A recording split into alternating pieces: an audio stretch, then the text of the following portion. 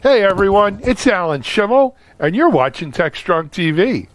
Today's Tuesday, December 15th, about a week out of Christmas here, 10 days out of Christmas. A lot going on in the world. I know with COVID and all of that, we're all kind of occupied with that. But you know, we've got another little, well, in comparison, smaller, but nevertheless severe calamity that we're looking at, and that is what's going on in the world of cybersecurity this past couple days. You know, news broke, well, I guess it was last week, we heard about FireEye, a top security research firm, George Kurtz and those folks, and, you know, they were compromised by what they called a sophisticated attack. A lot of people pointing at Russia around it. And then further this weekend, we found out that there's probably been compromises at the Department of Commerce and the Department of Treasury in the U.S. government, and we know about those, but there may be many others as well. And then news broke again over the weekend and yesterday about the Orion product from I'm forgetting the name now, SolarFlare, and then the Department of Homeland Security put out a thing basically saying disconnect all services. If you follow the letter of the law there, disconnect your servers. I don't think we've seen the SolarWinds, excuse me, it's not SolarFlare, what was I thinking? But I don't think we've seen the last of this. I think it's going to be a rough, rocky road over the next month or two, especially for a lot of our friends in the CISO world and in the security world and what's going on. So we will be covering this story closely. I know Gary Berman from our Cyber Heroes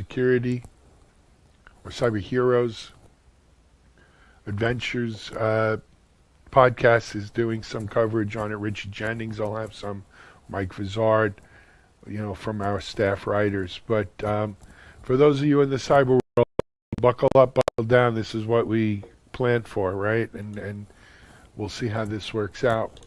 In the meantime, we've got a great show for you today on TechStrong. Let me tell you who we've got lined up. First, I have Max Brunner coming to us from Dublin, and he's with Zendesk.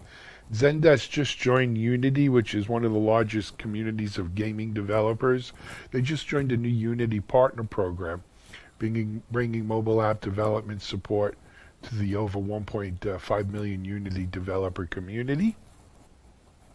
Then after that, speaking of cyber, I'm joined by my very good friend, Ira Winkler. Ira is a multiple times author with security world, in the security world. His latest book is called You Can't Stop Stupid. Ira's done a lot over his career. I'll tell you all about it. But we talked to Ira about the book and about the current state of things, and it's always a pleasure to catch up with him. And then after that, we're going to jump into something old. Again, coming from DevOps experience, just this early October, we have Tiffany Jaka, delivering reliably, driving continuous delivery through SRE. SRE is becoming really popular. I don't know if it's the time of year or what, but a lot of stuff around SRE, and this is a good presentation from early October. After that, we're going to turn things over to our Chief Content Officer, Managing Editor, Charlene O'Hanlon. Charlene has news from around the MediaOps sites, as well as a preview of, I think we have 8 or 9 webinars this week between Security Boulevard, DevOps.com, and Container Journal. And Charlene also has Robin Perochi from, I'm going to mispronounce this one, from Paradis.ai, which has a recommendation for support automation that uses AI technology to provide answers on industry forums. After that, we're going to go to the Analyst Corner, and Mitch has 2 really good videos lined up today. One is around should you patch SolarWinds right away or just unplug it, or what should you do? And Mitch is joined by our good friend Richard Steenan, author, chief research analyst with IT Harvest, one of the deans of the security analyst space as well, and well wired in. Richard's going to talk to us about that whole situation. And then also Mitch has Amy Wall and John Grange of Ops Compass, and Mitch will do a conversation with them as well. And then I'll be back to wrap things up. Just your normal Tuesday in chaos here between COVID and cyber espionage and events going on. So stay tuned. We're going to take a quick break and we'll be right back.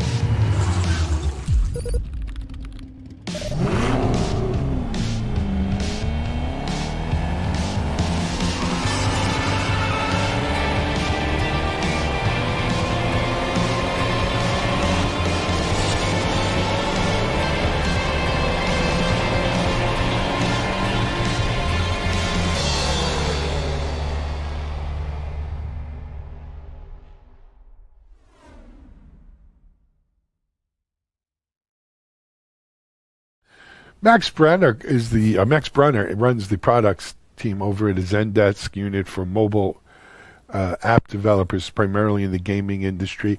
They recently joined a new Unity partner program to bring mobile app development to the 1.5 million strong Unity developer community. Max tells us all about that and more. Here's our interview with Max Brenner of Zendesk. This is Digital Anarchist. Hey everyone, thanks for joining us on another segment here for TechStrong TV.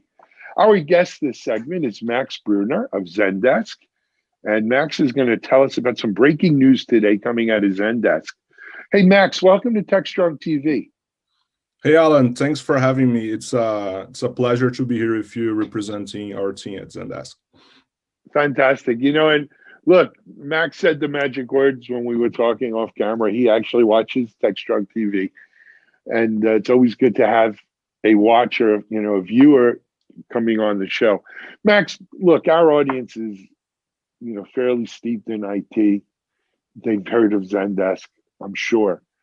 But, Zendesk is a big company with a lot of different services, products out there. And let's, for those who may not be sure, maybe those who think they are but aren't, let's review, who Zendesk is, and then let's talk about what your role is at Zendesk and where you work in it. Absolutely. So Zendesk is we define ourselves as a customer relationship management company. What that means is, in practical terms, we provide software for support, sales, customer engagement, everything that touches our customers' customers. During the process of making their experiences awesome. So, as you said, Zendesk is a big company now, and we have a lot of areas internally. And I work particularly in the team that we call the mobile team of Zendesk. We are based in Dublin, and we do take care of everything that touches the mobile world. It might be software for agents, so we take care of the mobile apps that our customers' agents they use. And we also develop all the mobile SDKs for solutions our customers use to embed great customer experiences in their mobile apps, Android, iOS. And now the related to the big news we are bringing to you here today. Now also on Unity, we are launching our new mobile SDK for Unity on Zendesk. Fantastic. We'll jump into that here in a second. So you're based in Dublin. I'm based in Dublin. I'm a lead product manager. I together with the team here, we take care of the mobile products. I'm originally an engineer. This is why I do still watch technical videos, including your channel. Some of my friends tell me that more or less 10 years ago, I made the jump to the dark side of being a product manager and not directly an engineer anymore. But we do on mobile, a great part of our mission is to provide software for engineers directly, that they use our products, they implement our products. So I still feel a lot of connection with the engineering side of things, even being as Sure. product manager. You know, Max, first of all, never be ashamed of what you do and what you are, Oh, right? That never take away the fact that you are an engineer, yeah. right? You're an engineer doing product management. And I've seen this. Look, I've seen it. I've seen CMOs who are ashamed to say they're CMOs because they have double, you know, they have an EE and a comp sci degree from a great college, and they spent the first 10 years of their career doing engineering, you know, and then moved over to the business side of the house. I a lot of times, and this is a pet peeve of mine, right? A lot of times we judge people based on their title today, not understanding those people didn't get there without paying their dues, without having, you know, the cred that they need, right? If you're a product manager, you're not, there's a difference between a product manager and a program manager. A program manager, you give them a program, it's ABCD and managed ABCD. A product manager, if you don't have, if you can't, as I always say, talk the talk and walk the walk, you're not going to have the vision that you need to make a product that engineers are going to appreciate, right? You got to have had that experience to do it. But that we'll talk about Absolutely, that man. another And for the record, not a shame at all. I love what I do, and it's part of my history. Yeah, absolutely. Absolutely, and people need to give more credit to that. And of course, I had the pleasure of going to Dublin. I guess, well, before COVID, obviously we were in Dublin, and what a great city! What a great city for tech! That whole tech area that they built up by the river there, and just really, what a great place to work. Anyway, we digress. Let's talk about the big news today, Max. What do you mentioned it? It involves Unity. I don't know if our whole audience is familiar with Unity. Certainly some of them are. But why don't we start with that? What's Unity and why is it important then? Yeah, absolutely. Unity is one of the biggest, if not the biggest, gaming platform for gaming development that's out there. It has a community of 1.5 million developers that are developing and publishing their games using the platform today. And even if you take a look at mobile world, like at the mobile gaming on Android and iOS, they are more than 50% of the marketing on gaming. So they are absolutely huge. I believe the engineering community really elected Unity as the gaming community really elected Unity as their preferred platform to develop games in all consoles, but especially on mobile, Android, and iOS. Excellent. Now, so we got that laid out. That's what Unity is. Huge platform, de facto standard, right, in the gaming world. What did you guys do here with Unity? Yeah, so one of the things we take very seriously on Zendesk is two main things around this space. One is we really take very seriously the end user experience when using our products. This is the experience of our customers. So we don't want customers to be going to out-of-band channels and places, obscure places to reach their support and have their needs when dealing with customer support processes. So we try to approach everything we do in the most omni-channel aspect as possible. So if you have a problem and you are inside Facebook, you should be able to use Facebook Messenger to reach out and have support when you are dealing with a given company. And the same is true for Unity. If you are playing a game made with Unity, we really want the gamer to have that experience of support and have all his customer needs solved inside that same platform. So this is a big important part for us. So we decided to bring a new Zendesk Unity SDK for that platform. On the other side, we also have we also take a lot of care around the engineering experience we provide for our customers.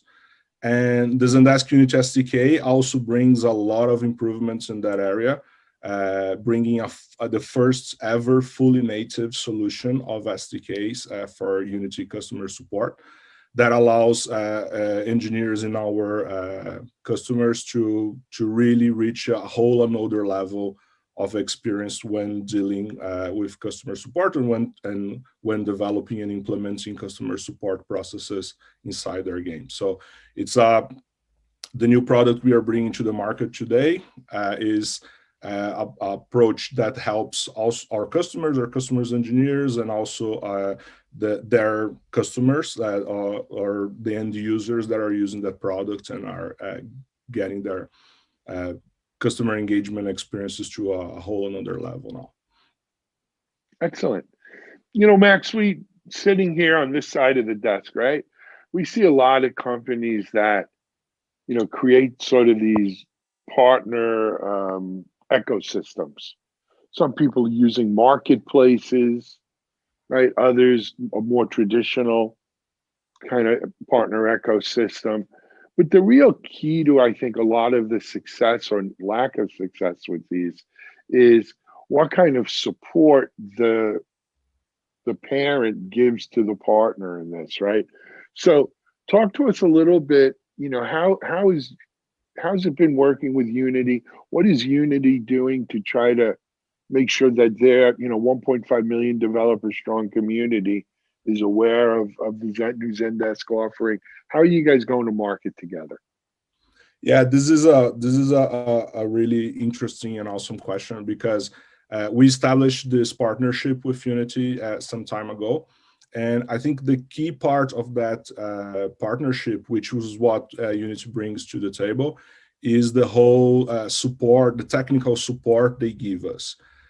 Through the partnership, we were able to establish this real true partnership between engineers, between the Zendesk Unity engineers building the new SDK and the Unity engineers, the ones that really build the platform, to ensure that the solution is really the best in class provided for the Unity platform in terms of customer support. So they helped us in a lot of aspects, and what that results is we do have a solution. We are bringing to the market a solution that is stable.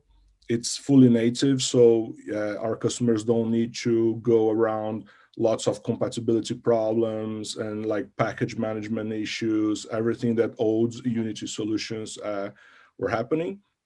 It's also performatic and doesn't bring a lot of size to your mobile app. So it's really streamlined. And I think the best thing that the partnership brought to us was all that technical help that really ensures that our SDK is really streamlined for the Unity world right now, and also for the future, because we are working with them we worked with them and we are still working to ensure that we follow the path of the new Unity versions that are coming out regularly, and like make sure that anyone that adopts our SDK is future proof for everything that's coming down the line without any surprises or anything like that. Excellent. Excellent. So the announcement came out today. This is available today as well? It is available today. We already have lots of customers using the solution because we were running an early access program that gave access to lots of customers. And this is a very interesting aspect that happened during the program. Usually an early access program, it's a place where we allow our customers to have access to our solutions a little bit ahead of the time on beta versions and this kind of things. But it's mostly for customers to evaluate the solution and start bringing us feedback. The whole partnership with Unity brought this specific product to so high a level of quality so high that customers start to release the products in production even as a beta. So we already have lots and lots of customers using that product in production as of today. The official announcement is going out today. The official production version is available as of today, but we already have lots of customers using it. Great, good stuff. Where can people get more information? So you should, I think the best way to have more information is just to read Zendesk website. We do have our section about embeddables there. And there you can find everything you need to try if you are a Zendesk customer, you can really straightforward get access to everything. If you're not a Zendesk customer, you can leverage one of our trial programs and starting making use of everything. Our website is really the place to go. Sure. So, Max, what do you do for a second act? Sort of, where does this go from here? What further sort of integrations? What else can you bring to the Unity community, you think? Absolutely. There are two priorities that we have in our roadmap going forward. The first one is that we know the gaming space for customer support and customer relationship management is a really special place in the sense that, especially when you are talking about mobile gaming with the casual or even the hyper casual space, you do have a gigantic number of end users that are casual users and they don't pay for the products, right? So they bring revenue inside through ads and through their engagement inside the games. So because of that, a very specific need, a very strong need, it's stronger on gaming, it's the need of self-service and deflection. So we already built the SDK with that in mind. So we do have self-service capabilities today. The end users, they can navigate Help Center, they can go through frequently asked questions, and our customers can also bring data inside Zendesk to use the Zendesk tools as automation, automated flows, and everything that Zendesk offers. But for Unity, we are really looking forward to expanding that self-service capabilities inside Unity to really cater for those specific use cases where you have lots and lots and lots of customers that only bring revenue through ads, and they need to be self-served instead of having a human agent talking to them directly. So one of the priorities is to bring that forward. And the second interesting one is that we made this initial version of the SDK. It was really tailor-made for Android and iOS. So the UI, the capabilities, they are really tailored for those two mobile platforms. But Unity is way more than that. So if a customer right now wants to use our SDK in another platforms that Unity supports, like consoles, PC, WebGL, they can do that. They can already do that. But we want to do a better job in that front and really bring customized UI and specific features for other platforms that we already support, but we don't have specific features and functionalities made for. So those are two things that the community can wait and we'll see soon. Fantastic. Max, thanks for sharing with us this news. Keep up the great work. Thanks a lot, Alan. It's a pleasure to be here. Again, let me reinforce the invitation for everyone to head to Zendesk website and take a look at our new product. Is like anyone can open a trial. It's totally free to test and see if it fits your needs. So please join us. It will be a pleasure. Yeah, I look forward to the day coming back out to Dublin soon, man. Yeah, it'll probably be a while, but I'll get there. All right, Max Brunner, Zendesk here. Great new Unity partnership coming out of the folks at Zendesk. Announcement today. This is Alan Schimmel on TechStrong TV. We're going to be right back with another guest.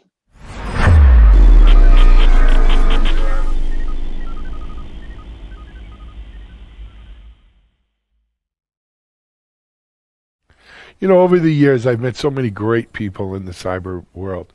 One of them is Ira Winkler. Ira's well known. He's always speaking at RSA. He was past president of ISSA. I think he's written 6 books now, maybe 7 even. His latest is called You Can't Stop Stupid.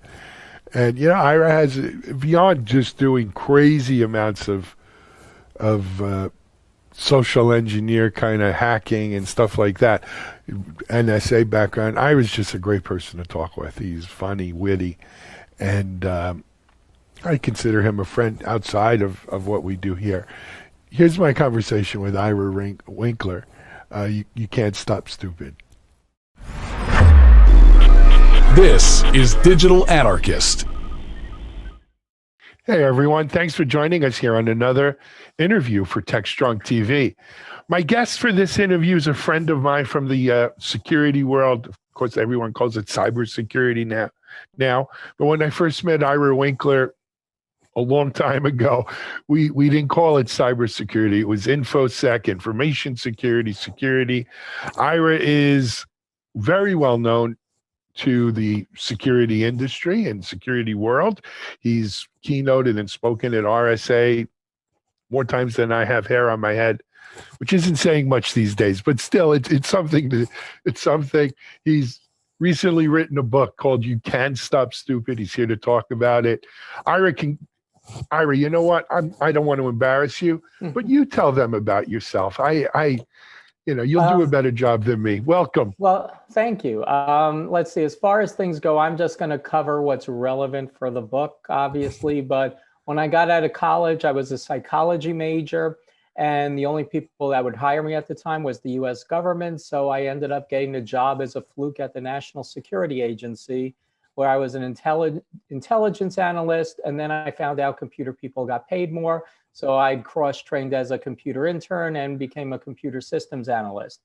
And then I did a bunch of different jobs. I could actually say my first computer was officially a Cray computer. That sounds, most people won't know what that is anymore, but it was impressive at the time. That was a hot rod, yep. Supercomputers. And then I ended up doing a variety of different work, system design, testing, implementation, direct support to field operations, and a variety of other things where sometimes I was driving around in little green trucks around the world, and that was kind of fun. And then what happened, left NSA, ended up going to work at the, mostly government contractors. I did the first study of information warfare for the Joint Chiefs of Staff at the Pentagon that was performed it was the first at the time. And ended up starting my own company after a while, and that I sold that to HP and was chief security strategist at HP for a while. Then I went off on my own and started a company called Securementum, focusing on the human aspects of cybersecurity. And I should say, like, throughout my career, I've been putting awareness programs together. I didn't mention, but one day when I was working for a government contractor, they came over to me and said, Ira, can you make a few phone calls instead of going to the Pentagon? I'm like, yeah, sure. And 3 days later, I had control over one of the world's largest investment banks, which is still one of the world's largest investment banks. And I wrote a paper about that. It was called The Seminal Work on Social Engineering. I didn't know what Seminal meant. I didn't know what social engineering meant at the time. I just knew I did it. And people started coming to me to do weirder and weirder things, like go undercover and rob us blind, get a job as a temporary employee, going through the entire hiring process and so on. And I did that. And then I started making them more advanced by putting together teams of former special forces and intelligence officers. And what happened was, along the way, it was like fun. It was easy. Stole nuclear reactor designs, took over banks on a regular basis, did a whole bunch of other stuff. But it wasn't just hacking as many people were doing it. Again, it was like doing black bag operations, infiltrating the company, going inside and planting malware as appropriate, and stuff like that on critical systems. So I ended up doing that. And along the way, everybody's like, great, now tell us how you did it so we can do it. And everybody loved my stories. And then I began to realize they love my stories. I do these great awareness programs, and 6 months later, I come back and redo stuff, and it'd be worse than it was the time before. And I was like kind of shocked. And then, I still kept doing that, thinking, okay, well, that's just one case among many. And then I started seeing a pattern, and then I've grown disillusioned because I'm a big champion of awareness, but there are a lot of companies thinking that the essence of the human problem is users are just not aware. And from my background in psychology, actual scientific studies of human factors and everything, I came to realize and started to apply the problem is not that the user is unaware. The problem is we put the user in a position where they can cause harm, and then we allow them to initiate harm. And then once the harm's initiated, we don't mitigate it. And so it's a holistic problem that the organization is trying these days to stop with funny videos. And I'm like, that's not how you do it. And that's where the essence of my book came around, like essentially applying a safety science, counterterrorism, and accounting and other perspectives to cybersecurity in what we call the user problem, which is what I kind of call the security practitioner problem. Yep. First of all, thank you for that. For anyone out, and our audience, Ira, is kind of about half cybersecurity, half DevOps developers, digital transformation. So for those of you who are not from the security world, everything Ira is telling you is true, and he's done it. But I don't want to give you a false sense out there. Some may think that's sexy. What an exciting, cool things to be doing. And they are a lot of exciting and cool things.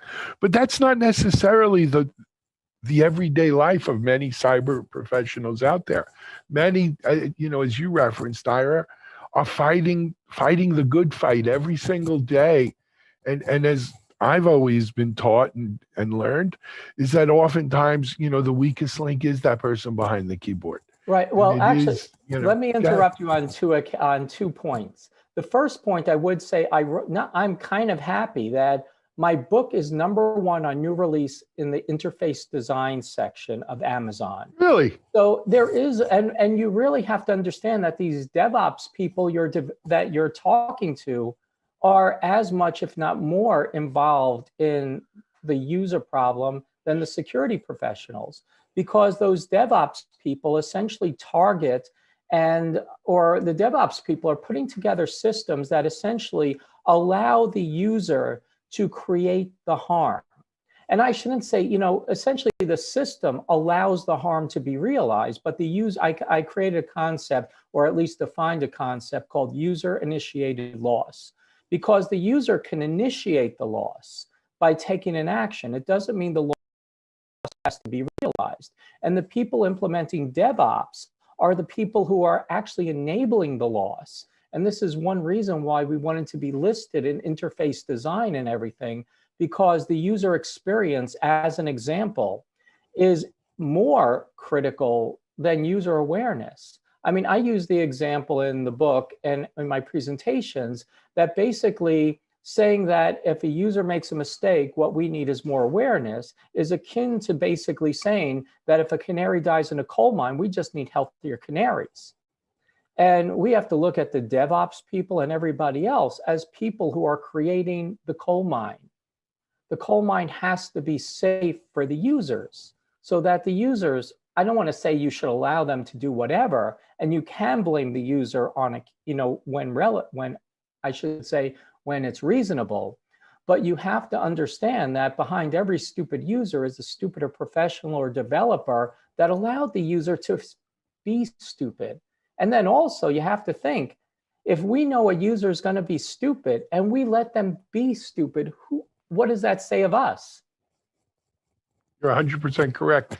And Ira, this was a fight I've been fighting for a long time, since I started DevOps.com, and the whole what's come today to be known as DevSecOps, is that it's not just security people hanging with the developers and the DevOps people. It's about that, as corny as it sounds, is that security is everyone's responsibility. And if we could build security in to the user interface, to the design, to the usability of the apps that we're building, it just makes everyone's, it's got to be better for all of us. Exactly. Yeah. Because we're making I'm optimistic. I think we're making progress. Obviously, it's far from perfect. Right. Let's focus on the book, though. So the book is You Can Stop Stupid. Yes. So the book essentially is You Can Stop Stupid, and it basically looks at what I call, like I have the whole framing of the problem, and the framing of the problem is we can't blame the user for a problem. I look at, for example, like let's say somebody steals money from an organization. If a CFO walks into a board meeting and says, you know what, we had a $10 million loss because somebody stole the money, the CFO would be fired as well as the person who stole the money. And the reason is it's the CFO's responsibility for putting systems in place that acknowledge that users will make mistakes and users will also be malicious. Now, using that as a concept, that's essentially what we have to be doing in cybersecurity. We have to acknowledge that we are responsible for a system that has users who will create actions either because they are stupid, either because they're ignorant, either because they're crunched for time and have to do other things, or they're careless, or they are malicious as well. So we have to do that, and that's a critical aspect to acknowledge. It's like, being an alcoholic. Your first step is acknowledging you're an alcoholic. Yeah. Being in cybersecurity, you have to acknowledge what the problem is. The problem is the system that allows the errors to occur. And then I walk through different sciences like, for example, Six Sigma. In DevOps, in cybersecurity, we should be incorporating Six Sigma, which is essentially quality control, process control, because every step along the way is an opportunity for a vulnerability, and every step along the way is an opportunity to mitigate the vulnerability. And then after I discuss a variety of sciences, including risk management, and why awareness programs usually suck, but then also how to put them together well, I go ahead. Oh, one thing I should basically say is one problem where you touched upon but didn't say it in the way I would, I love to say it. The biggest problem is we never define the process well. We never define here specifically is how a user should act when in the position to make a decision.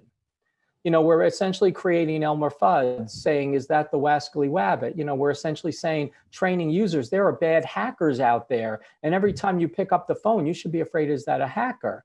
I'm like, no, every time you pick up the phone, you should know how to do your job right. And the whole aspect of governance should do that. When people develop software, they should know what does doing the job right entail and program doing the job right into the whole DevOps experience as an example.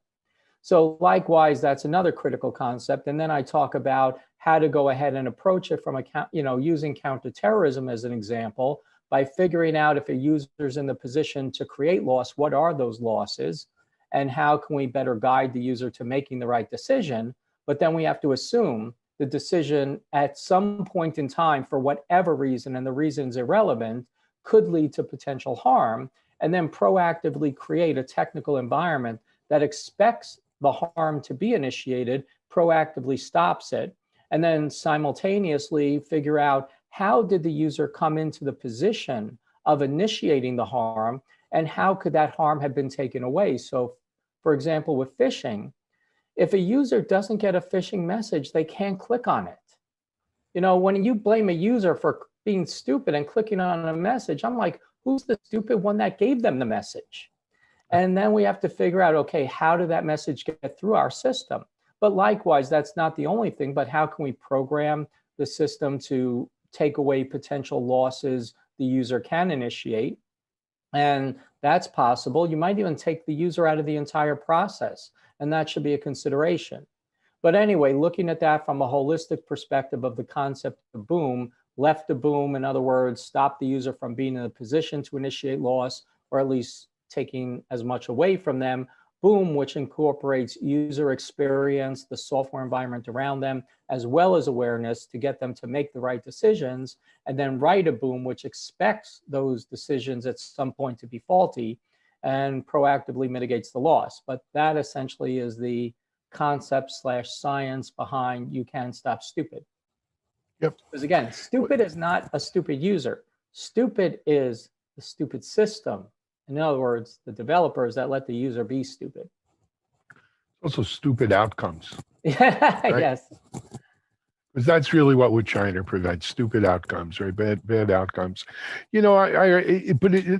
Listening to, I understand now why you wanted it's so important in interface design, right? That this be listed in there.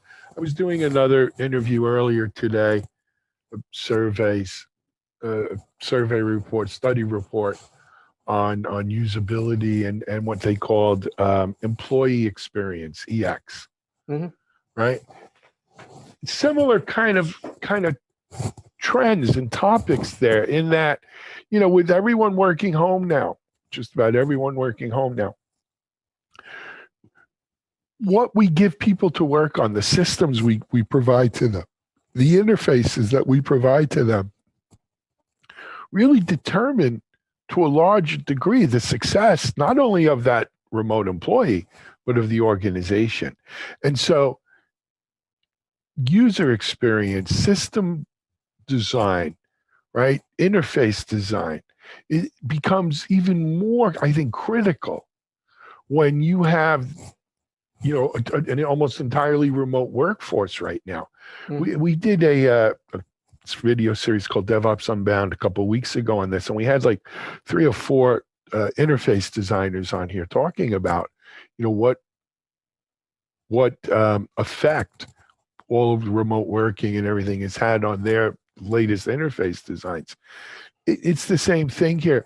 I don't know if there is cybersecurity savvy, right? I think they're looking more at usability and less at potential stupid outcomes, right? If we can call it that. And I think we need more of that. Beyond the people we've spoken about, though, the cybersecurity guys, the app designers, the DevOps, who else benefits from this book? Who else should read it? Frankly, I think technology managers, as a whole, because if you're a CISO, if you're like looking at things, you need to understand, it's like, because the book, if people are familiar with my books, this is my 6th book. And I just spoke to somebody who says, I still have a copy of your first book, Corporate Espionage, on the shelf, and it's as relevant as ever. And I'm really both happy and kind of pleasantly surprised. But it's the same thing, because I talk about principles on good management, good security practices as a whole. Because right now, the reason I thought this book was critical, when you look at all the studies out there, DBIR, all the other ones, 90% plus of all incidents happen because of a user, what I refer to as user-initiated loss. And if you want to look at that, you have to consider user-initiated loss as stopping 90% of your problems. So if you're managing a security program, if you're managing a department within an organization, if you're in technology management as a whole, you should really be looking at this, because, I use example, I mentioned accounting. Accounting is built upon the fact users will be flawed and can create damage at any point. So they have a whole process of limiting user capability simultaneously with audit. Similarly, in operations, you have to look at a loss, shutting down a factory. That can happen for a variety of reasons. So you have to figure out, how might my factory be shut down because of user actions, and how can I proactively stop that? The whole safety science field, likewise, is critical. Sidney Decker, who's one of the icons of the safety science field, wrote the foreword to the book. And because we use a lot of his principles throughout the book. Sure. So again, I would say, frankly, I'd love to say anybody in cybersecurity as a whole really should be looking at this, because the user problem involves every step along the way of cybersecurity, technology development, and technology as a whole. Fair. Ira, I want to step outside the book for a second. We're putting together, we're going to be doing a cybersecurity virtual event in March. And it's kind of cybersecurity, the new normal, and, looking at where we go from here. What we've seen is, the bad guys never miss an opportunity to take advantage of a crisis, right? So we're seeing, rises in ransomware and breaches and all of the, the normal, or not normal, they're not normal, but all of the usual suspects, right? Hitting our radars in cybersecurity. I mean, certainly what you're talking about in your book can help. Mhm. What else can we do? Well, so here's the issue. For me, if you have a good process in place, it shouldn't matter what the hack du jour is. It shouldn't matter like ransomware, the whole concept of good cyber hygiene, because you have to, number one, acknowledge, much like today, the last few days we've been hearing about FireEye and everybody like that, you're going to be hit. Hopefully it's not because FireEye had a password on the internet. That would be bad. But you're going to essentially be hit. The problem is that your security protocol should not be dependent on individual hacks. For example, a lot of ransomware attacks we're seeing would not necessarily be occurring if the average user didn't have admin privileges on their system. We're seeing a lot of people who are using outdated software. We're seeing, again, sometimes it's a combination of being cheap, but reasonable at the same time. For example, people should be issued a computer for themselves, not have to share, assuming they have the luxury of having a family computer. They shouldn't share, they should be given a computer that is specifically for work purposes, ideally in work for home, thin clients that have as little capability, as little processing as possible in this environment. Because again, it's the whole concept of how do we create an environment that limits the opportunity for loss. I mean, yeah, again, it's like well within the concept of my book, but it's also been fundamental. When I interviewed Howard Schmidt, maybe one of the last interviews before he died, Yeah. For my, like the webcast I had with CSO Online, Howard Schmidt, even to his, last interview breath, was talking about good cyber hygiene. And good cyber hygiene are fundamental principles. It's not, here's a technology, because in the cybersecurity field, we see people arguing, well, I don't want to give specifics and I don't want to regulate security because then what happens if the technology changes? You can write guidance that's irrelevant to technology changes, like patching should be done within a regular basis. Software, users should have minimum privileges on the data that they have access to. There should be good auditing in place, and somebody should actually check the auditing. Multi-factor authentication. Again, we're talking about, the recent Twitter hack, for example. The recent Twitter hack, the 17-year-old mastermind, that baffles me to call it that. And I think he's near you, ironically. But the 17 Not ironically, they're all here. Yeah. The land is, forget it. Go ahead. But when you have a 17-year-old, really, he doesn't have any more skills genius than the Russians have, than the Israelis have, than the Iranians have, than the North Koreans have. And the reason I mention those, all those people had, you knew they were going to try to hack Twitter just for the potential capability to manipulate the election, given all the accounts that were there. Because just for example, people forget that 2 years prior, a German contractor left Twitter, and on his way out, he said, screw this, and deleted Donald Trump's Twitter account. Yeah. And Twitter did not put, they protected Trump's account. Why didn't they implement this protection to Obama and other people with more than 100 million followers? So, 20% of Twitter apparently had admin privileges. That's kind of excessive. And yes, there was, some man in the middle type of, sophisticated, and I'm being sarcastic about that, sophisticated social engineering.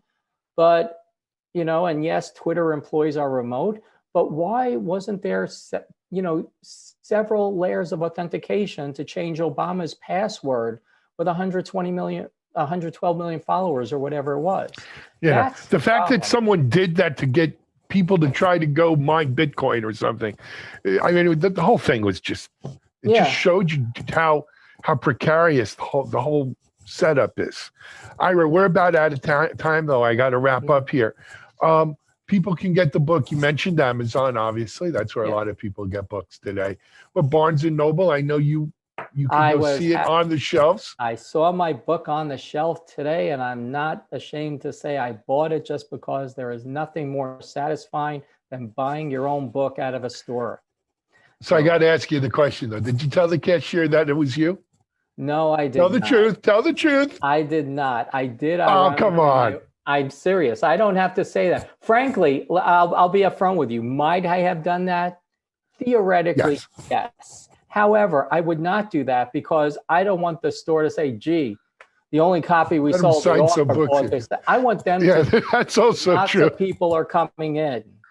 Yeah. So, You should have said something like, I'm so glad you had this. This is the third store I went to. I haven't been able to get a copy. yeah. Anyway, hey, Ira, congratulations on the book. Thank you for writing it. I hope it, reaches its audience and people learn because we can cure stupid. Come back and visit us. Talk to us again soon. Yeah, let me know if you need me in March, but otherwise, Always. I'm sure it'll be a Yeah, great no, event. we'll talk after. Okay. We'll wrap up. We'll talk here.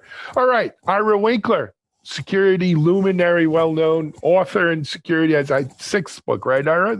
Yeah. Number 6. You can cure stupid. You can get it on Amazon and Barnes and Noble and other places where you buy books today. This is Alan Schimmel for TechStrong TV. We're going to be right back with our next guest.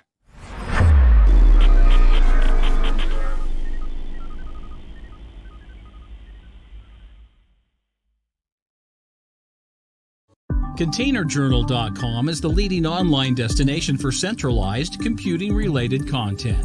ContainerJournal.com covers all aspects of software containers, from container management, data management for containers, container security, networking for containers, to the entire container ecosystem, Kubernetes, microservices, serverless, and more. ContainerJournal.com has the largest selection of container-related news, featuring breaking news, blog posts, podcasts, and more. Visit www.containerjournal.com to learn more. ContainerJournal.com is operated by MediaOps Inc., the team behind DevOps.com, Digital Anarchist, SecurityBoulevard.com, DevOps Connect, and DevOpsDozen.com. Good stuff there from Ira. All right, up next, we have something old from the recent DevOps experience. We have Tiffany Jaka, delivering reliably, driving continuous delivery through SRE. Here's Tiffany Jaka.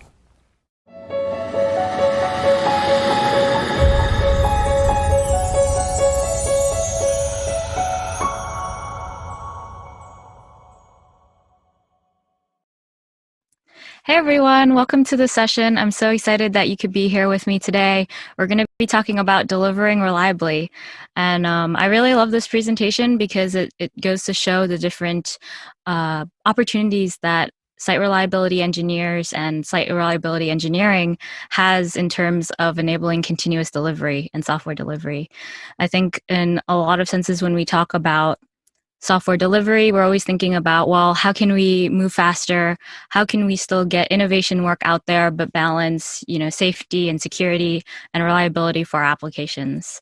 And it can be really daunting, especially when you are saying like, we still have to get this feature out right away and it has to go into the hands of a customer at this time. People can kind of cut corners or, be in such a rush or have so many things on their plate that it can be really challenging to kind of keep security and reliability at the forefront. As much as we say like security and reliability is everyone's responsibility, sometimes it's not really the top priority for some people.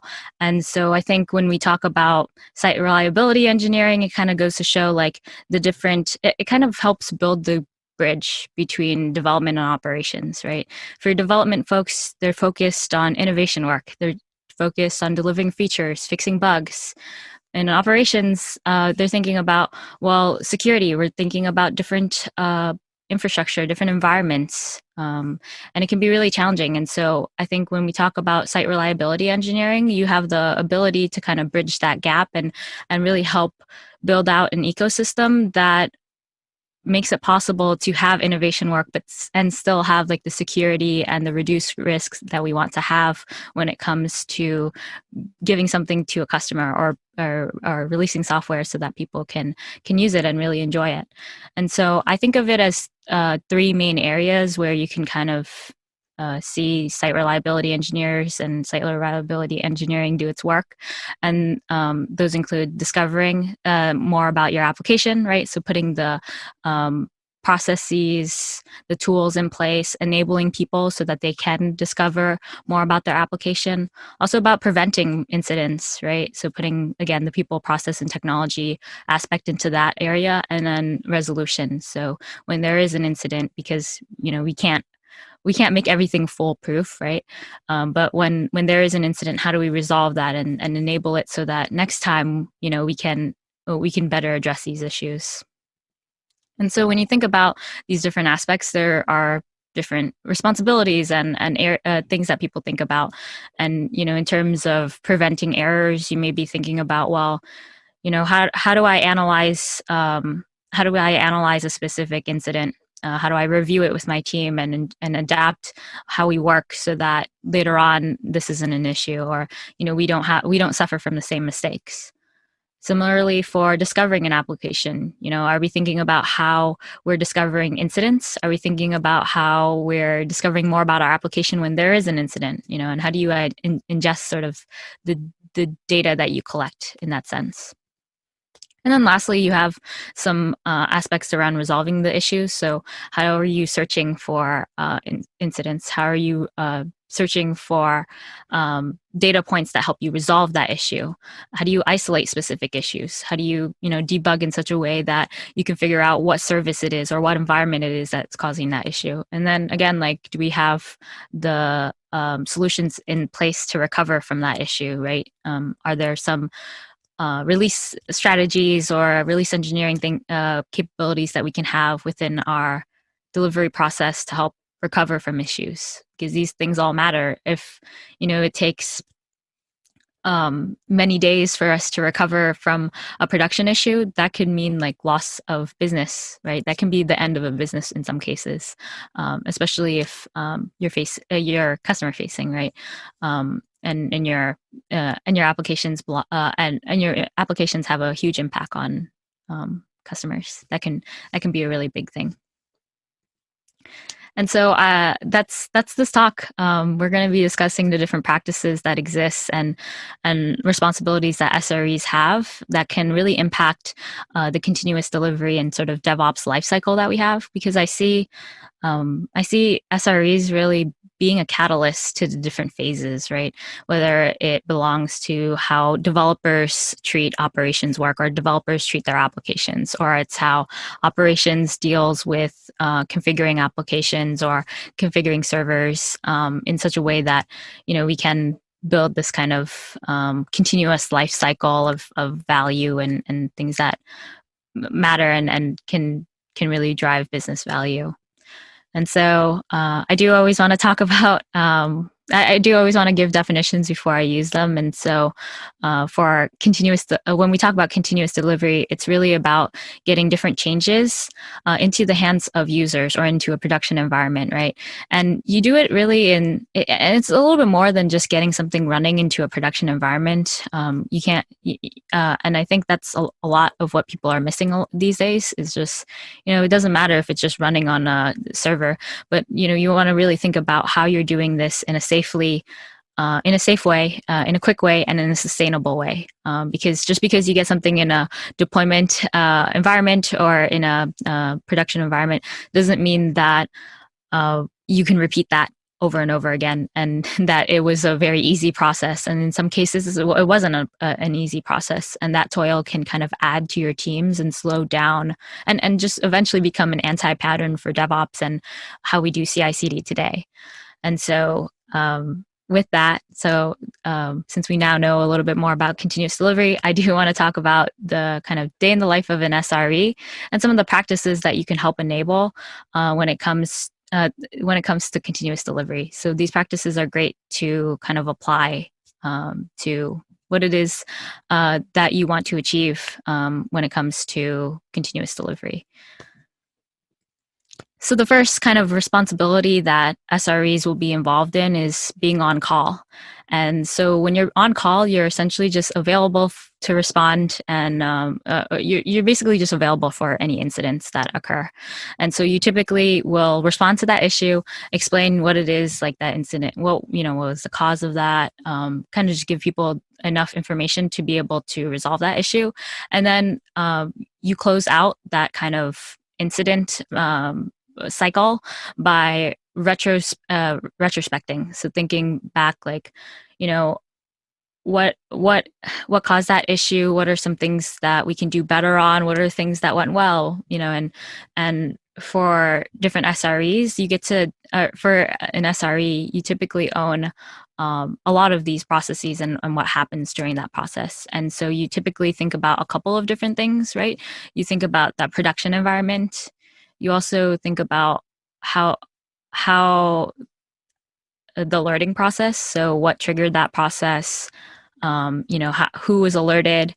Who knows about the issue? That kind of thing. And then the human processes. So what were some of the processes that happened to get to the point that you were at that led to sort of that incident, right? And so if you wanted, and you can think about these three things all together, or just or like in tandem or separately. So if you want an example of what that could be like, you could say, well, in this specific production environment with this cluster, we had we had a very high alert, high severity alert because, or yeah, you had a high high alert because, for example, someone deployed an old version of the code base instead of the newest one, and it was a breaking change. Or in some cases, you can even say we didn't have any alerts for this incident because someone didn't use their CI/CD pipeline to deploy an application. So you can think of there are different scenarios where some issues could happen. So really just kind of owning that whole kind of incident ecosystem. And so practice that you typically want to have in a SRE team or in a site reliability engineering role is really just an on-call playbook. So this should just be an automated way to kind of respond to any of specific types of incidents. So how do you kind of assign or like categorize the different alerts? Is it P1, P0? What does it mean if it's P1 or P0, right? What is the impact of that? What is the severity? And then thinking about, well, what are the common debugging suggestions that we can include in a ticket that we may generate, or an incident kind of report that we want to generate? What are the standard things? Like, do we have standard URLs or standard links to dashboards? Do we have specific server instances up already that we can include for the development teams or the operations teams to take a look at to better debug their applications? And then what are some tasks that we can apply right away to mitigate impact? And so for a lot of organizations, they'll actually have this process automated to automatically generate like a template that you can just simply fill out with all of this information. And so it's worth automating this process if you don't have this process, you don't have all of these things defined, and it's not a part of sort of the incident management lifecycle or how you do things. Because again, like if you miss any of these aspects, it can really add to toil, and it can really ruin how you want to do continuous delivery. Say, for example, like there was an alert, but then, you never filled out a ticket, or no one ever followed up. Then, the next time an application team wants to go to deploy, they never resolved that issue in the first place. And so it's only going to cause more issues when they go to deploy more code into a environment. So it's just something to think about. And then the second practice that you want to think about as well is just how you handle postmortems. So that retrospective kind of exercise that you have following a incident management situation. Typically, you just want to think about how are you influencing continuous improvement for your organization, right? If we don't follow up with specific ways we can improve or highlighting some of the issues that we have in our organization, then we're only doomed to repeat those issues again and again. And that can be really, that can lead to burnout, right? That can be really tiring, especially if people are on call and that person gets many messages every night. Like, it's not something that you want to do in an organization if you want to kind of sustainably deliver something and safely deliver it, right? And so just thinking about, some of the kind of metrics that you can set or kind of ways that you can influence how teams work. Maybe application teams just aren't cognizant of the issues that they're causing, and you set a couple of you give them a budget for how many times they can create an incident a month or something, and they run through that because maybe every time they go to deploy there's an issue, right? Then in that case, you could say like, oh, well, we're shutting down deployments for you until you've resolved this issue. So in a lot of cases, SREs have the power to do that. And it's really important that they do, because it gives them the opportunity to kind of, take ownership of how we deliver and, the level of quality that someone can expect from products. And so in most cases, actually, SRE teams own postmortems. So they own sort of reading out all of the feedback that people are giving. They publish those results. They make sure that it's available to, any of the engineers or anyone on the team to kind of review. And then they also follow up with a lot of the action items. So, if we say like there is some type of technology issue, like following up and saying like, hey, did we resolve this a week later?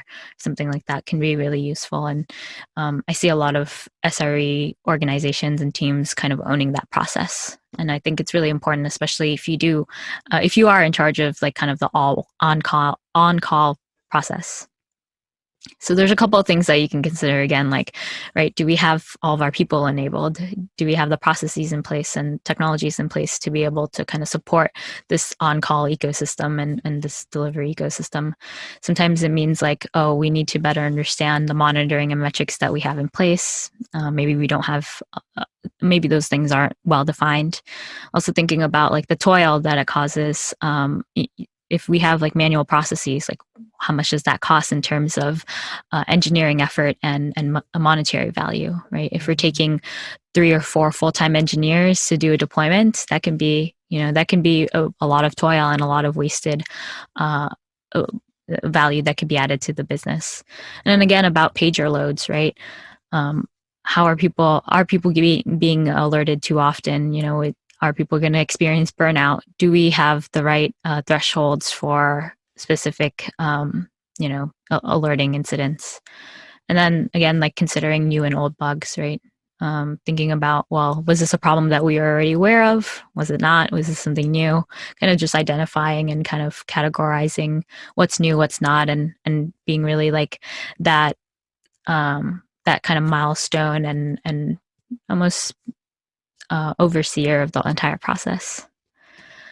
And then aside from being on call, SREs also own the release engineering process. So when you talk about release engineering, it's essentially defining how code gets into production.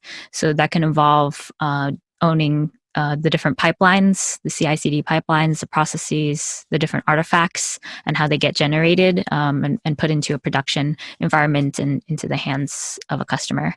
So you not only impact the tempo or the frequency of how you deploy and release things out to a customer, but you're also you're also automating a lot of these processes and minimizing risk, right? Because if we can automate a lot of our processes into a pipeline and guarantee that it takes certain risk reducing steps, right?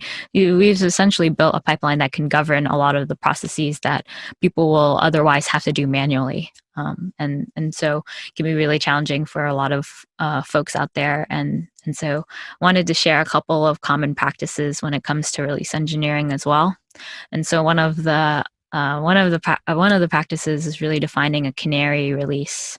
And so canarifying an application is just another way to release an application. So if you have, say for example, you have something running in a you have an application that's running in an environment and you want to deploy a new instance of that application. Well, okay, you have this blue instance, you want to spin up a green instance, and then slowly migrate traffic over to that green instance. And if there are any issues, right, we want to know those issues and maybe possibly move that traffic back over to the version of our application that we know is working and is good. And so that's essentially the idea behind a canary release and how people do it. And so in this diagram here, we have like user traffic going into sort of the ingress point for our application. And there's a load balancer that controls the shifting of traffic. And so if you actually want to enable this process, there's a couple of things that you want to think about in terms of this kind of progressive delivery style, right?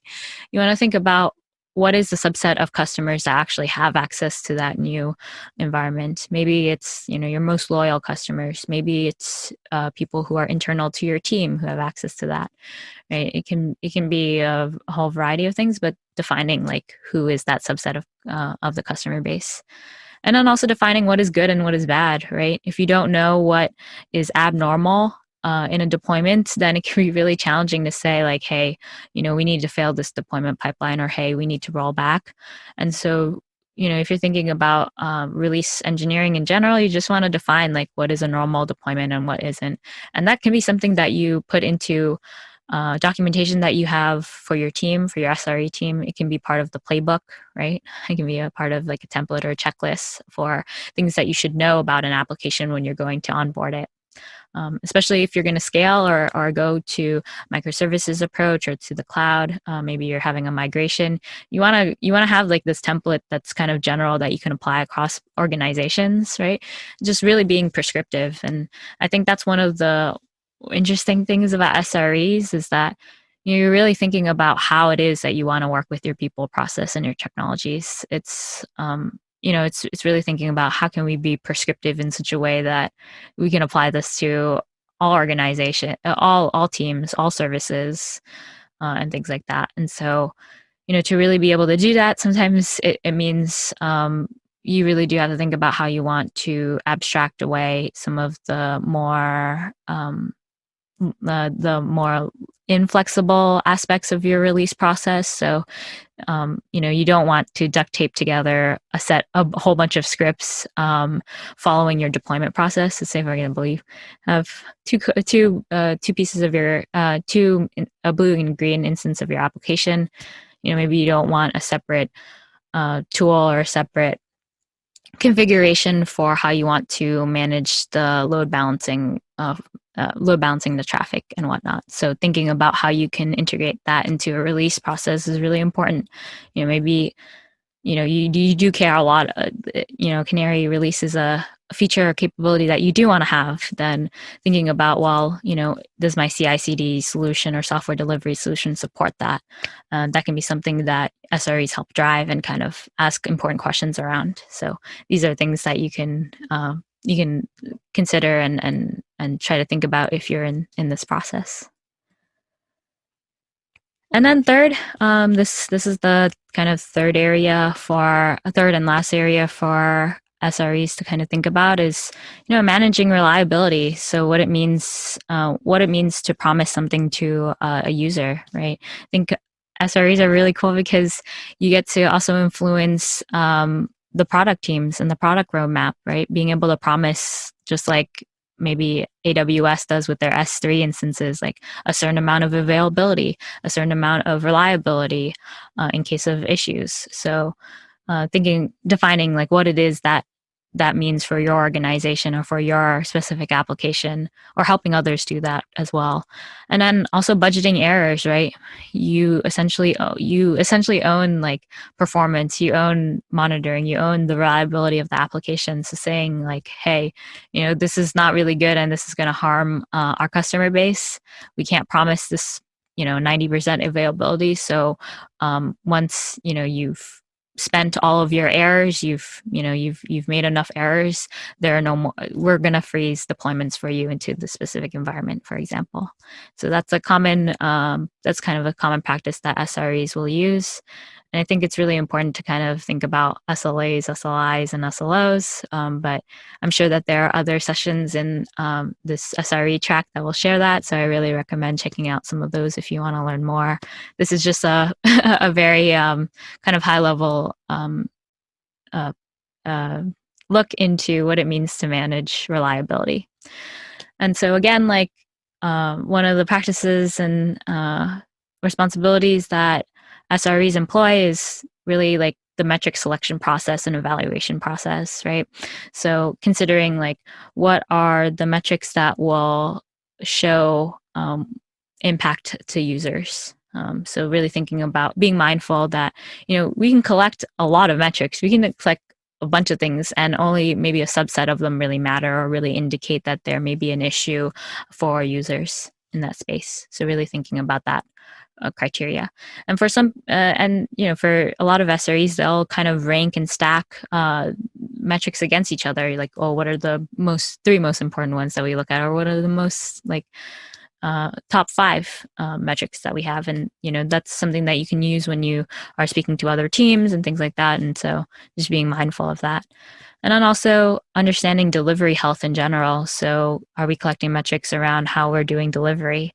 And so there's 4 common ones that a lot of DevOps and organizations will capture. And these are the 4 ones that are explained in a book called Accelerate by Nicole Forsgren and Gene Kim. And they share kind of how organizations accelerate software delivery by really focusing on the key outcomes. And so you can capture the mean time to restore or mean time to recover, the change failure rate for an application, a lead time to production, and then the deployment frequency. And these 4 things can help capture and provide insights into how you're doing. And really, you just want to be able to capture those metrics across different teams and services. It doesn't really matter if you capture these delivery healths and then you consolidate it by just generalizing it to a whole organization. If you say like, our organization, we have an 80% change failure rate. So, every 20% of our deployments fail, something like that. It doesn't really matter, and it doesn't really it doesn't really provide too many insights into what's working well and what isn't across your teams. And so it's really important to be able to look at it at a granular level where you say like, all right, this service is actually doing really well compared to other services, and maybe it's because their team follows the correct practices and things like that. And so it's always really important to be able to do that. And I think owning that and also owning the postmortems is a really great way to kind of drive the introduction of additional processes or additional technologies that can help you do that, because maybe your deployment frequency is not that frequent because you don't have a build process, a very well-defined build process, or you don't have enough tests. I mean, being able to inform that across your organization really impacts a lot of the aspects that really matter in your continuous delivery life cycle or process. And so, just to kind of summarize that aspect, right? Thinking about outcomes over outputs and really looking at team KPIs, team key performance indicators over individual or holistic organizational level KPIs. It just doesn't provide the analysis and sort of insights that you're looking for. And then also thinking about, right, how are we measuring delivery health and really catering towards that? Because, if we do want to kind of enable this life cycle or make, it doesn't matter if your reliability is really high for an application. It doesn't matter if you never, if you only deploy once a year, something. And you need to deploy more often. So it can kind of depend on your use cases, but it's just something to think about is like, how are we tracking DevOps metrics and delivery metrics over time, and as we and in relation to how often we deploy and how we deploy. And so that's all of the practices that I have for this for SREs. We shared a couple of responsibilities and areas of focus that SREs have, and the practices that you can use to kind of enable them and apply towards your CI/CD processes and your software delivery. So just thinking about, what it really means to do continuous delivery, right? Again, like thinking about your users, the stability, the readiness of that application, and also like the agility, right? How often are you deploying? And I think the opportunities for SREs is really amazing, right?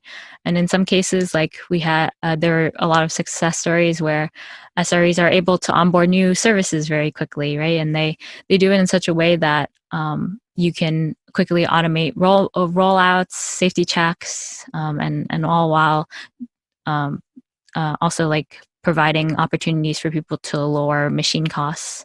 And this is just all to say, like, you don't have to pick innovation work over reliability and security. You can actually have both. And so it's possible to do both, but it just takes a lot of, I think, care and attention to specific practices and aspects related to continuous delivery. And so we shared a couple of things, and I really do want to say, like, you can scale continuous delivery across an organization, and you should. And just think about, just really, and the way that you want to do it is really just being prescriptive in the ways that you apply system and site reliability to an organization. And hopefully, this helps you kind of gain more insights into how it is that you do want to be prescriptive, right, in terms of understanding an application, measuring it, and then eventually driving this continuous improvement kind of life cycle. So thank you so much for joining this presentation. If you have any questions, feel free to reach out to me. I'm on the social medias. I have my email there. Would love to connect with you all. But without further ado, I'm definitely gonna be answering questions in the chat. So feel free to let me know if you have any questions or reach out. But with that, thank you for joining this presentation, and I hope you have a great rest of your day at DevOps Experience.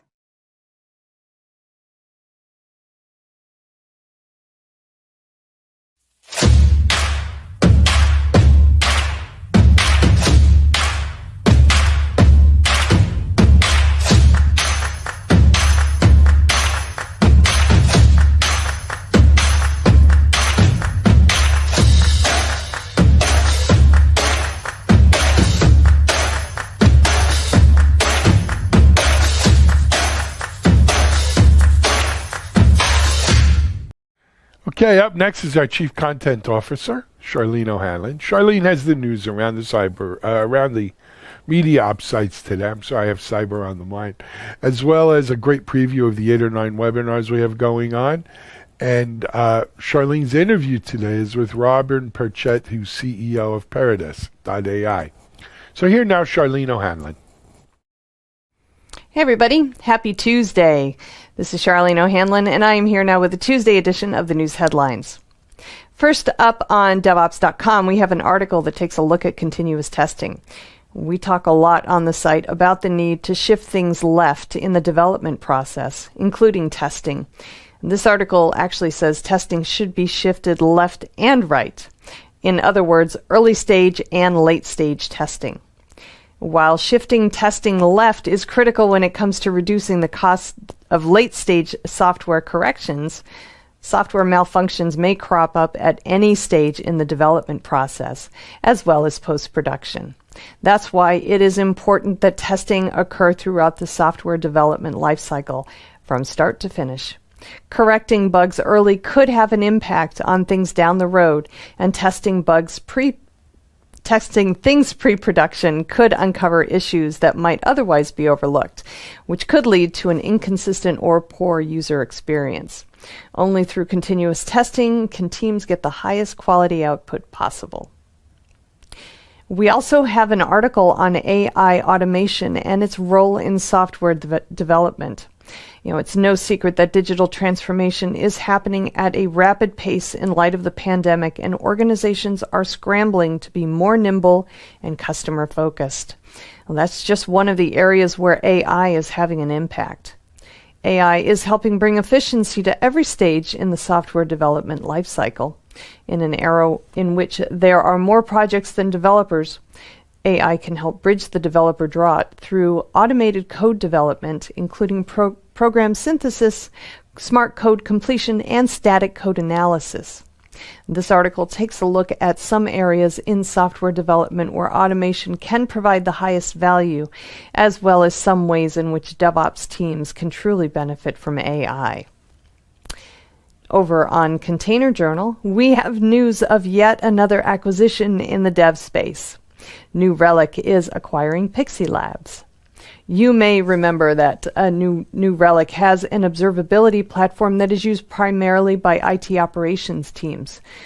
Pixie Labs also has an observability platform, which is used primarily for developers who need to debug applications.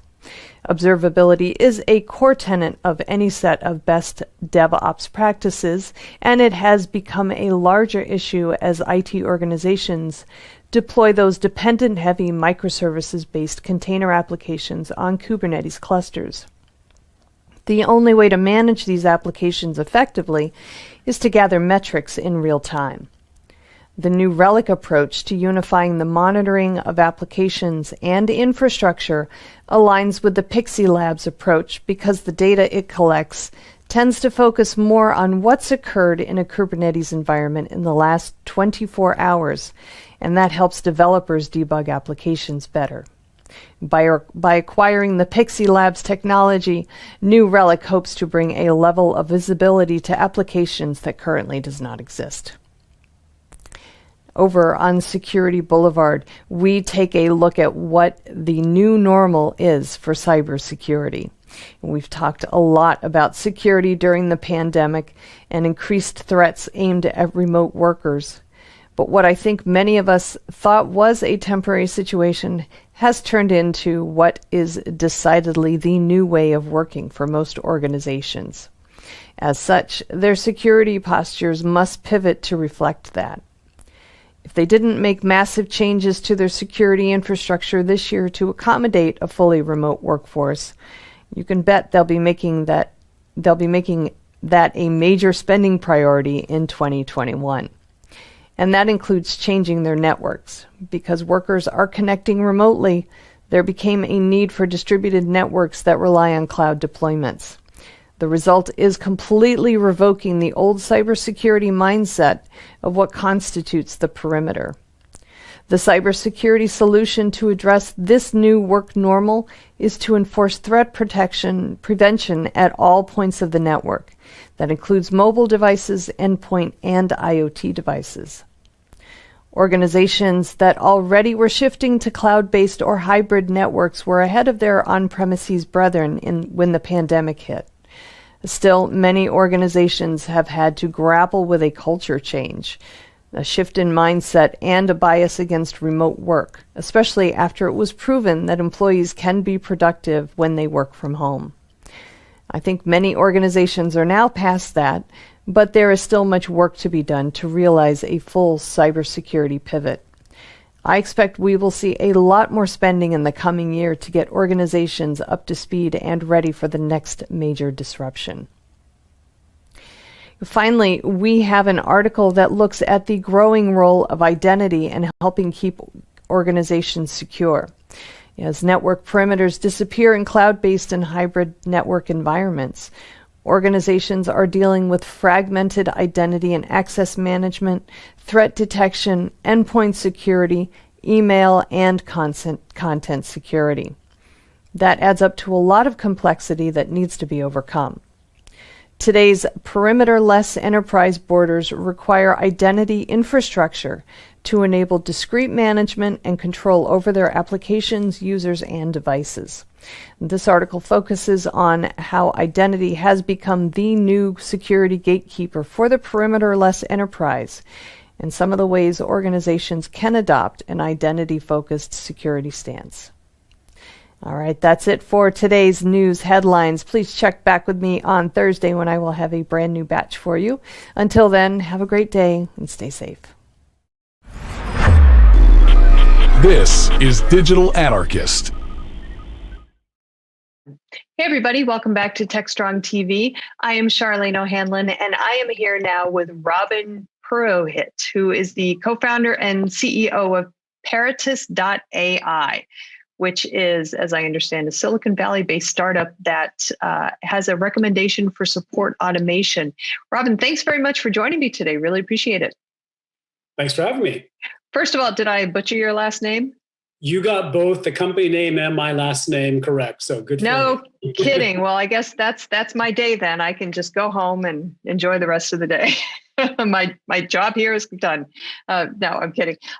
Well, thanks so much for joining me today. I don't really know anything about your company, so I would love to hear about it. So if we could start out by you just telling me about Apparatus. I would love to hear about it. Yeah, great. So we're Apparatus, and we're an AI startup fully focused on helping experts solve problems. And what our platform does is it helps, particularly in technical support automation. We're solely focused on enterprise IT to help people that are developers, IT operations, or support professionals that work for vendors or a service provider. All right, great. So I imagine the services are in high demand these days, especially with more folks working from home. And I imagine the number of service calls are dramatically increasing. So I imagine your vendors or your customers are really, really enjoying your technology so far. Yeah, customer service automation's always been hot, but it got super frothy this year. Mm-hmm. And really, everybody wants to go online and do support anyway, right? Our long-term vision is to take the industry towards a zero-touch customer service model, and so that's kind of where we're on the journey. But we have a really great offering that we just brought to market this year. Well, that's great. That's great. Well, you guys just launched the results of an IT industry forum benchmark, right? Can you tell me a little bit about that? Yeah, first of all, I'll tell you why we did it. While there's a lot of buzz right now about chatbots and conversational AI, most of those offerings in the market are about solving simple, high-volume questions, for front-end support. And for technical people like are in your audience, usually they don't want to talk to a chatbot. I don't want to talk to a chatbot. And it's because their questions are nuanced, they have context, and quite frankly, usually the questions are fairly long. And so now those technical people also don't really like to open a ticket and talk to support because they know that they're in the queue. It's not very transparent what's going on after they ask their question. So they tend to gravitate towards community forums. Mm-hmm. And so our instinct has been there's a huge upside and make community forums a really awesome self-service experience for technical people. But we've also seen that people do not get really fast response on those forums. So what we decided to do is to benchmark them. So we looked at over 50 forums from traditional vendors like Cisco and HP, open core companies like Mongo and Postgres, mm-hmm. and the latest technologies like Kubernetes, and said, okay, well, what's going on there? How many people are getting answers? How quickly are they getting them? And by the way, who's answering all these questions successfully? I love that idea because you're absolutely right. I mean, sometimes when even as a average everyday consumer, I go on these forums to get questions answered, and sometimes I'm slogging through posts that are 3 or 4 years old that maybe are relevant to earlier versions of maybe a software that I'm using or a piece of hardware or something. Not as relevant now, but so posting a question, sometimes, it's kind of a crapshoot whether I actually get my question answered and by somebody who actually knows what they're talking about. So what were some of the results that you guys came up with? I mean, when you guys set out to do this, what was your end goal? Was it basically ranking which companies had the fastest response times and what they, their level of competency, if you will? Yeah, our primary goal was to, first of all, saying what's the state of play on average, right? So we look at the universe of forums, and that list is getting longer every day. Mm-hmm. What's the average, what we'd call best effort? Because the dirty secret of forums is nobody's paid to answer questions. Right. So people do in their spare time based on goodwill. So we call that a best effort experience. So we looked at that, and then we also wanted to identify who were the best of the best on some key metrics, right? And then we can give a potential customer a personalized benchmark on where they stack versus the best of the industry, so they know where the bar is to move towards. Okay. All right. Great. So it's basically they can take that and use that as a tool to improve their efforts. How do you improve the efforts of to your point, all these community responses are people aren't getting paid for that. So does that kind of go into equate to ways that they can kind of engage their customer community base more effectively? Exactly. So for open forums like Stack Overflow are hugely successful places to ask questions, right? But I think it's 125 million active users a month. So it's the 5th most active website in the world now. Wow. So there's lots of activity. But if you go look at either that forum or a vendor-specific forum, there's virtually nothing that you give the people that are trying to, helps people answer a question. Right? The questions are there, but there's nothing that actually helps them do a better job. So it's really based on, their time and attention and what's in their brain or their personal knowledge base. So one of the offerings you provide is not only a personalized dashboard to see where you sit versus the industry, but who are the people that can move the needle for you in your forum because they've already shown a desire to answer questions. And then we give them a tool that we call Apparatus Assistant. That basically is a machine learning trained application that pops up when you're looking at a technical question. And we've looked at every conversation on that forum that we can find. And by the way, if you people are discussing your product on a different forum, we'll look at that too. We'll look at every published document, knowledge article that we can find. And then we use our algorithms to recommend candidate answers to the question that you're looking at, and then help you write an answer in your name. Right? So we want you to look good on the forum with our help. And every time you use us, of course, we get a little bit smarter and it can be more useful for people that maybe have less expertise. That's awesome. That's awesome. Is this technology that could kind of be turned around to help the end user also maybe find the best answers? That's right. And I think that for us is a good second step. Our philosophy is that AI is really good when it's been well trained. Okay. So what we do is when in every one of the 50 forums that we are publishing in the benchmark, we've already ingested and started pre-training our assistant for every one of those forums. So what does that mean is that out of the box, you get some initial value to help answer questions. Now, if you're a user that maybe is not actively answering questions, we want those questions to be pretty good. Those answers to be really good, right? So what we plan to do is that once we have more experts using our product, at some point we'll give this to the masses and help them find questions directly in our system. And there are going to be answers that they can really trust because they've been vetted and trained by the expert community over time. It's kind of like the Google of community forums, if you will. Yeah. So. Well, I look at it more like, first of all, we're never going to sell ads. So yeah. Okay. All right. Well, that's good. Yeah. Our algorithm is about finding awesome answers. It's not about selling you stuff. But yeah, I think the UX model is a little bit like Amazon. So everybody's shopping right now during the holidays. Amazon has an assistant. So if you download the Chrome extension for Amazon, when you're Googling on what you want to buy, the system will pop and say, you know what, we found a bunch of products on Amazon that you might want to buy. And it recommends. So we're recommending answers on things to buy. So it's a different mission. Okay. All right. Well, that's interesting. I like that idea. But so can this also maybe extend to chatbot technology? Because, you mentioned at the top that they're really not geared for a lot of the questions that folks have. But as this technology becomes smarter, is it possible it could be maybe applied to chatbots to make them smarter and more contextual in nature?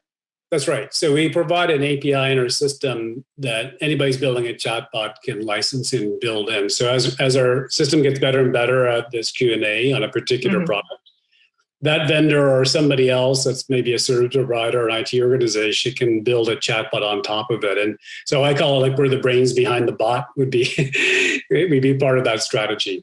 So, All but right. again, I think for technical support, that needs to be the second step, not the first step. Right. Unlike kind of the consumer market where everybody's looking to kind of put a friendly chatbot up front to answer the simple questions. So. Yeah. So there's something that kind of caught me there for a second. When we're talking about this, it seems like this is technology, obviously, that can be used for a number of different things. And organizations actually could use this for their marketing as well. If somebody is doing a search for, say, I don't know, a pair of headphones or something like that, and asking maybe more technical related questions that organizations could kind of pile on with, hey, I see that you're looking up information about headphones, and they, can kind of like spew all this marketing stuff at them. Are you guys aren't, is that something that you guys are looking at maybe in the future, or are you really trying to keep it a narrower focus to, and solve problems rather than make it a marketing vehicle? Well, the cool thing, I'm glad you mentioned that. Our cool thing is our technology can be applied to virtually any technical product. And, the great news for us is that everything has software in it right now. So almost everything is becoming a technical product, and almost everything breaks. And, and so you need help, right? So the opportunity is vast.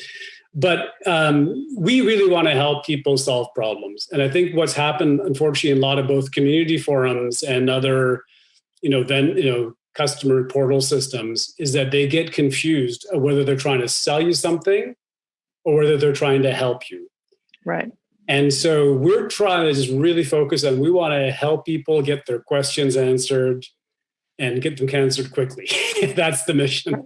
I don't think we want to clutter that up. And I think if you do, you will alienate all of the potential users of our product. Yeah, that's a really good point. And a lot of times there are the blog posts and customer forum messages that are very thinly disguised marketing messages. So I like the fact that you guys are benchmarking those and hopefully maybe even filtering out some of those. But does your technology have a filtering capability to get rid of that stuff? Yeah, and generally you find it's only a few percentage points of the activity, but they all kind of blended together. But we'll take that out and make it irrelevant. One of the most important things that we try to look at is who's answering all these questions. And the really surprising thing for us was that on average, 20% of the people are actually generating 80% of the answers. Right. So it shows you the upside. Now, the best communities, like I think Postgres and GenX are examples of really, really vibrant communities. For them, it's more like 60, 70, 80% are answering. So a lot of people helping each other. That's a sign of a successful, thriving, highly engaged community. And that's where everybody needs to get to. Okay. All right. So does your technology then kind of help them get to have that more successful, thriving, engaged community? And if so, how? It seems like you're presenting them with the information and they kind of have to take it from there. But what do you guys offer beyond that will help them?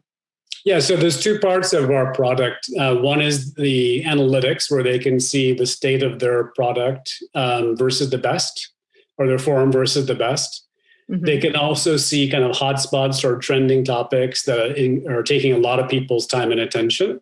Okay. And a full map of who's answering all the questions. And we can even show them who's answering which kind of questions on which products, how successful they're being. Then we give them the assistant that we put in the hands of those experts we've identified to help drive up the response rate and the accuracy of the answers on the forums. And so that does two things for them. One is it gives them an opportunity to deflect actual support cases, because the faster people are getting the right answer on a forum, the less likely are they open the case. And we actually even quantify that for them. And the second thing it does is once that becomes a place where people know they can get the questions answered, our goal is to drive up the forum activity by an order of magnitude. So today, the volume of things that are being discussed on forums versus support cases is still in most vendors like 10 to 1.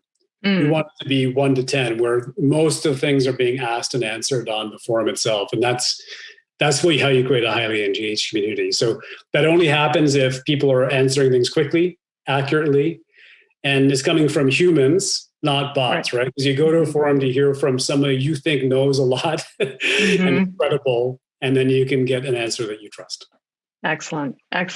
Well, Robin, this sounds like great technology, and I wish you guys the best of luck, and hopefully this will help kind of lift the forum community as a whole, I guess. That just seeing that the effective intelligence level of communities in general rise up, and folks finally get the answers they need in a very timely manner. So thanks again. I appreciate you taking the time and walking me through the technology, and I wish you the best of luck. Wonderful. Thanks for having me. Great. All right, great. Thanks. All right, everybody, we've got lots more coming up on TechStrong TV, so please stay tuned.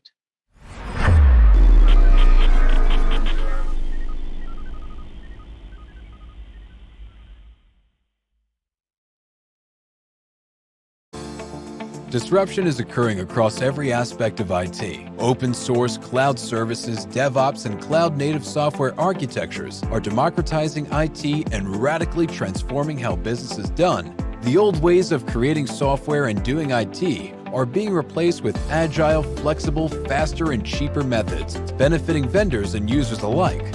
Accelerated Strategies Group is out to democratize access of industry expertise and knowledge. We use our expertise and experience to offer insightful, intelligent, useful information in a variety of formats relevant to the IT community: digital events, videos, reports, assessments, workshops, and implementation projects with tech vendors, IT organizations, and business leaders.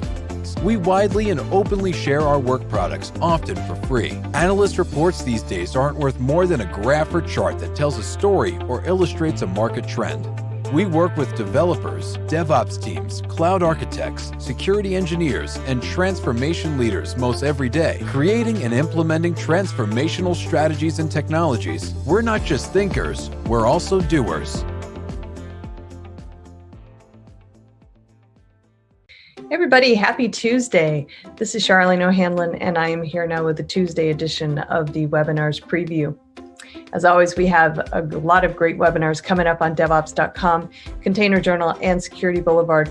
I have 3 here that are happening this week, all on Security Boulevard. I thought you might want to check out. So without further ado, let's go ahead and get right to it. The first one is called Unsolved Problems in Open Source Security. It is happening Wednesday, December 16th at 11 a.m. Eastern on Security Boulevard. It's sponsored by WhiteSource. And we all know there are plenty of risks that are associated with using open source, such as registries hosting unsigned artifacts of unreproducible source and package managers that propagate new versions of dependencies at the earliest opportunity. Well, this webinar takes a look at a lot of these risks and evaluates their potential impact and determines what can be done in the open source community to address them. Reese Arkins of WhiteSource, who is no stranger to our webinars, he's going to discuss why we need reproducible builds in open source, verified artifacts, and why the majority of package managers may need a substantial change, while one in particular got it right. He will also provide some recommendations on defensive use of open source security, particularly for products and industries at the highest risk of software supply chain attacks. All right, the next webinar is called Securing Medical Apps in the Age of COVID-19, How to Close Security Gaps and Meet Accelerated Demand. This one also is happening Wednesday, December 16th. This is at 1 p.m. Eastern on Security Boulevard. It is sponsored by IntraTrust Technologies, and it takes a look at medical application and device threat trends, the top mHealth security vulnerabilities uncovered in IntraTrust's analyses of different medical devices and applications, strategies to keep mHealth, which is mobile health, apps safe, and future advances in digital healthcare and how your security can evolve with it. All right, the last webinar is called Deliver Your App Anywhere, Publicly or Privately. Also happening Wednesday, December 16th. This one is at 3 p.m. Eastern on Security Boulevard, and it's sponsored by Volterra. It takes a look at the challenges of adopting microservices and cloud-native technologies and how introducing a distributed proxy architecture can alleviate the challenges across different cloud environments. The webinar will include a live demo, yay, using a distributed proxy architecture to advertise an app publicly and privately.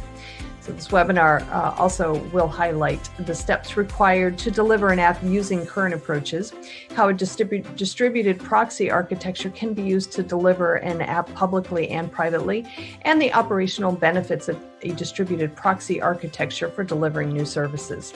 All of these webinars promise to have chock full of information that is applicable to many, many industries, especially in light of new technologies, new architectures, and certainly new threats. So please make some time, put some time on your calendar to attend these webinars, and hopefully you'll be able to get a lot out of them. All right, I will be back on Thursday with a fresh new batch of webinars. Until then, have a great day and stay safe.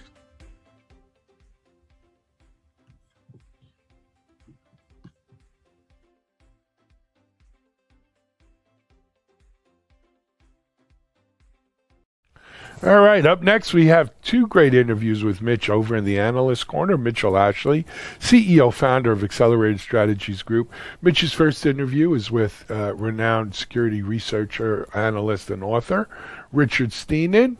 And Richard is going to give us the latest thoughts on the SolarWinds breach, FireEye, and it looks like a couple of government agencies at the very least, as well as I was reading something like 450 of the Fortune 500 use the SolarWinds product.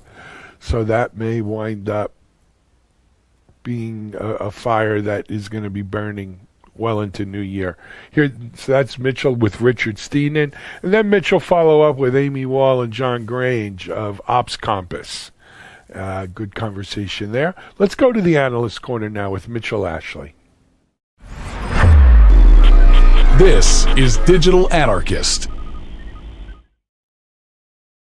Well, I'm excited to be joined by a colleague, someone that I've known for a while in the security industry, Richard Steenan, who's Chief Research Analyst with IT Harvest, author, of course, and longtime analyst from back to the Gartner days, and written a lot about that. So good to be talking with you, Richard. Yeah, thanks, Mitch. Great to be here.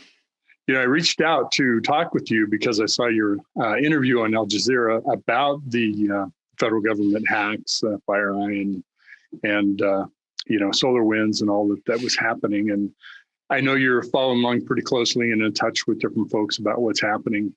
Now we're talking on Monday about early afternoon, late morning my time, so things are developing fast. Maybe could you just set some context for us? Tell us about what was announced in terms of the hack and kind of what we know so far. Sure. Well, first of all, we knew of a hack against FireEye last week, right? Mm-hmm. And everybody was talking about that. And actually, most of the industry was pretty pleased with FireEye's disclosure and what they follow on did, right? So they're pretty transparent, I thought. Yeah. I mean, all of their attack tools that they use for red teaming were stolen. So they issued IOCs for all their own attack tools, which is pretty cool. And the right thing to do, and shows how they're on just the cutting edge of this battle, right? So they know what they had to do. And then a Reuters Sunday about 5:30 just issued the guy got it out as fast as he could. I think it's Chris Bing. Just a couple liner that Commerce and Division of Commerce that handles our telecom regulations and the Treasury Department had been breached by sophisticated attackers. And then right after that, Al Jazeera reached out to me. But meanwhile, we're following the news as just piles on. As I think it was, my phone was going nuts. Something's going on. You knew on a Sunday. Ellen Nakashima pulled together and was the first to indicate that it was the same attack scenario as FireEye suffered.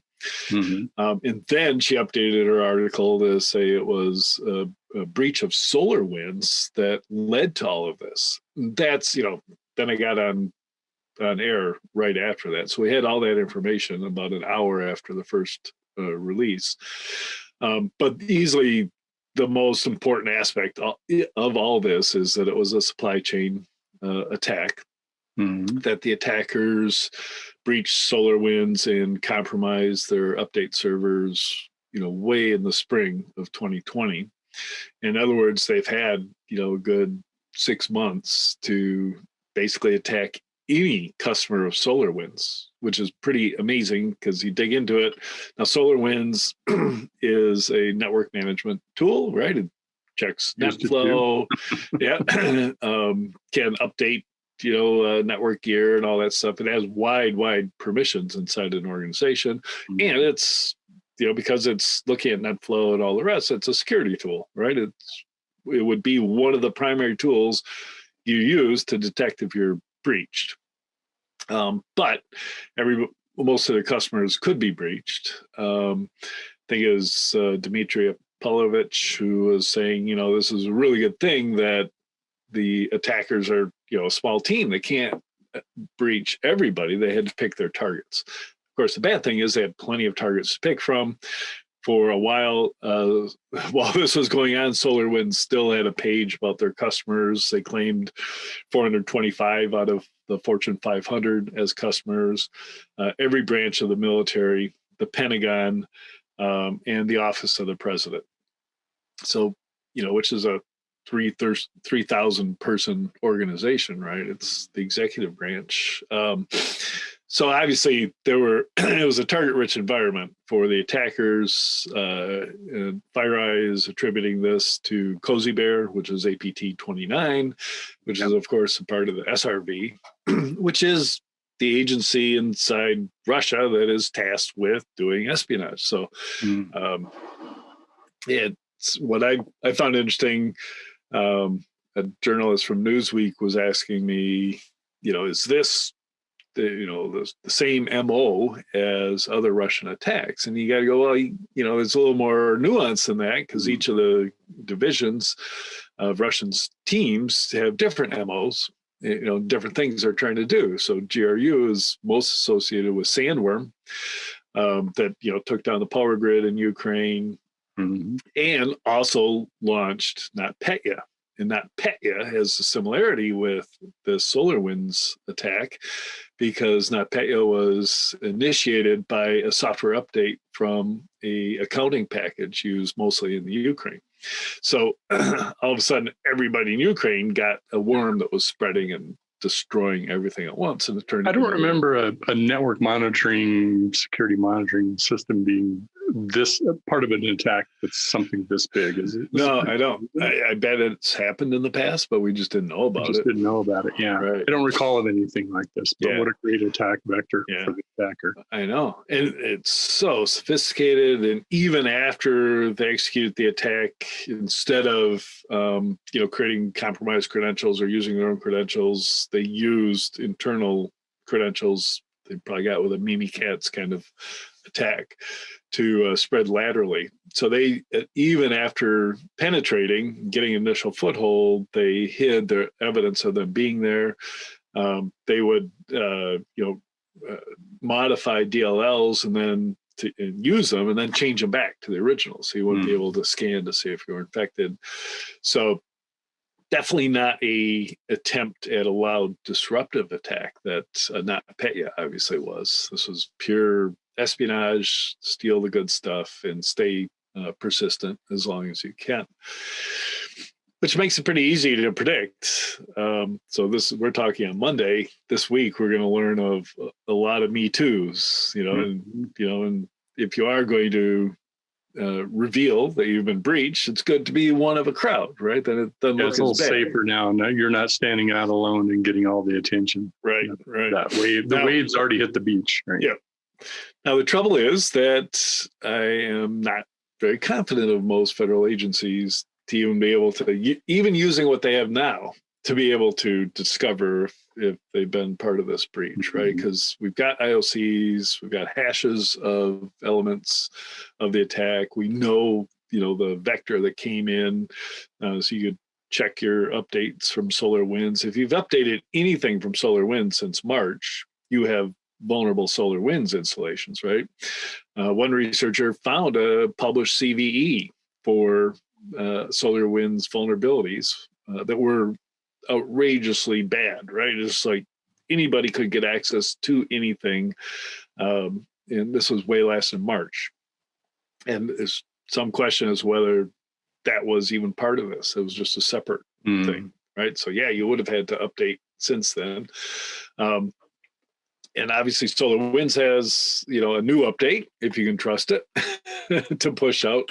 Microsoft's published signatures for Microsoft Defender. So, there's a lot of good stuff going on, but, most of the federal government doesn't even have Microsoft System Center, right? They can't push out updates and they can't reimage machines when they're dirty, right? That's why all of the US military is still on Windows XP. So they don't have any of that capability either.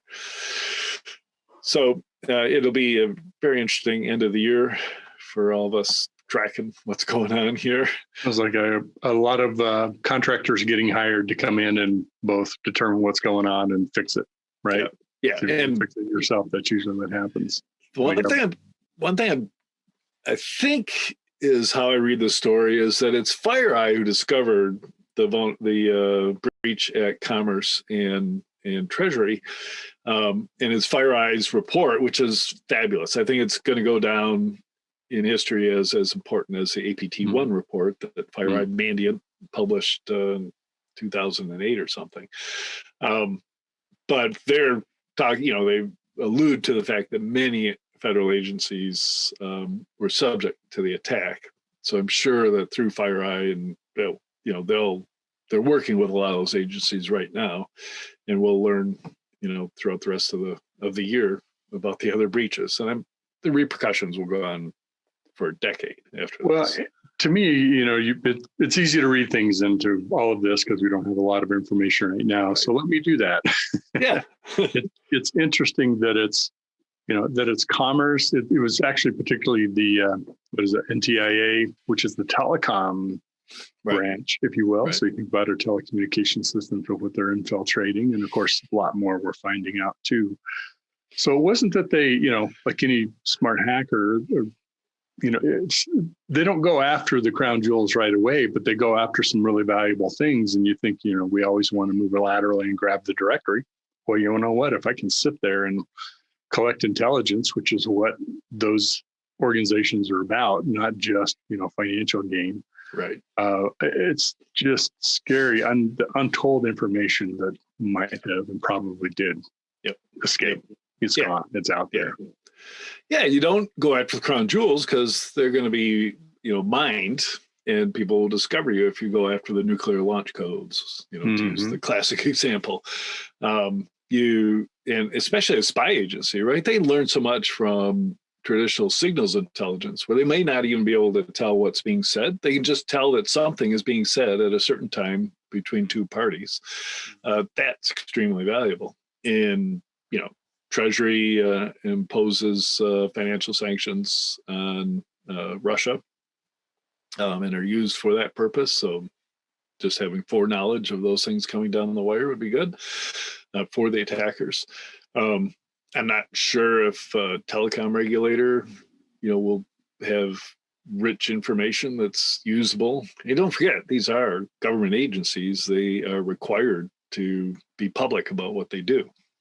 So now damaging material, internal emails, which evidently both these organizations and FireEye had their emails being read all the time, that could lead to some compromise, that would be embarrassing.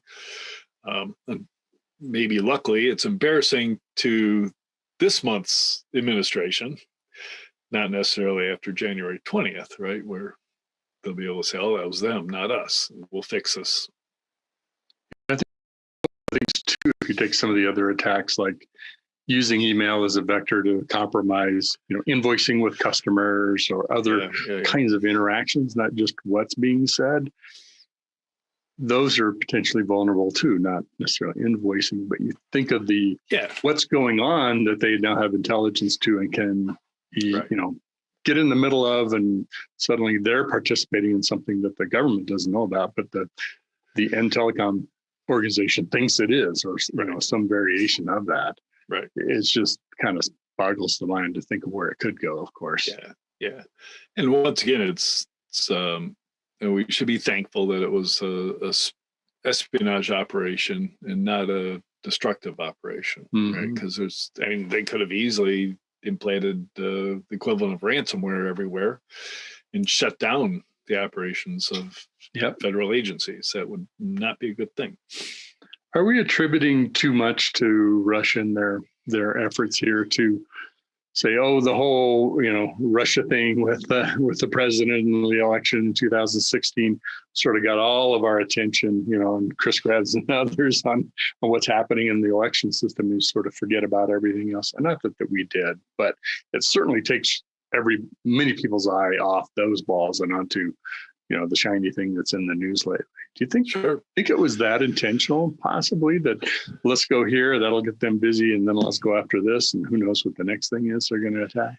Yeah, if you go down the spycraft rabbit hole, you always have to start thinking of all those interplays, right? Are they playing? Are they playing checkers, or are they playing three-dimensional chess kind of thing? I am naive. I always approach things fairly naively. So I like to look at cause and effect in the simplest explanation for things. And it's, the task of a spy agency to collect intelligence. and they are literally tasked by the policymakers. This would be Putin and his henchmen. And I can imagine that there are multiple tasks, right? GRU, FSB, and SRV all have different tasks. So they're and in the hacking world, we always have targets of opportunity, right? We attack just because somebody's open to an attack. And in this case, they got practically every federal agency and all the branches of the military. So the opportunities are there, and whether or not they can spin up big enough teams to, do the careful reconnaissance and infiltration and then lateral movement and exfiltration in the 6 months they had is, to me, is a big question. We know the two. That analysis could be going on for the next 3 or 5 years too, right? Oh, yeah. Necessarily just what can you take advantage of now. It is that, but there's a lot of data to be mined, obviously. Yep. So the other point I've been trying to make on Twitter is, and even Chris Krebs cited CISA, his former team.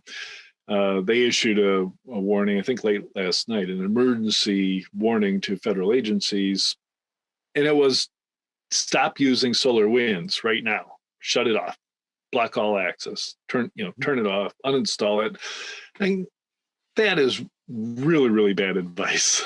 That is not only are the cows outside of the barn, but that thing's been sitting empty for 6 months. Good luck. Exactly. And you need that tool for finding the intruders, and it's probably the only tool they have for doing good net flow analysis and all the rest. They have to have that. Don't go shooting the tools. And that kind of advice, Chris Krebs said it was a bold move or something, and a strong move to do that. I think it's a very weak move.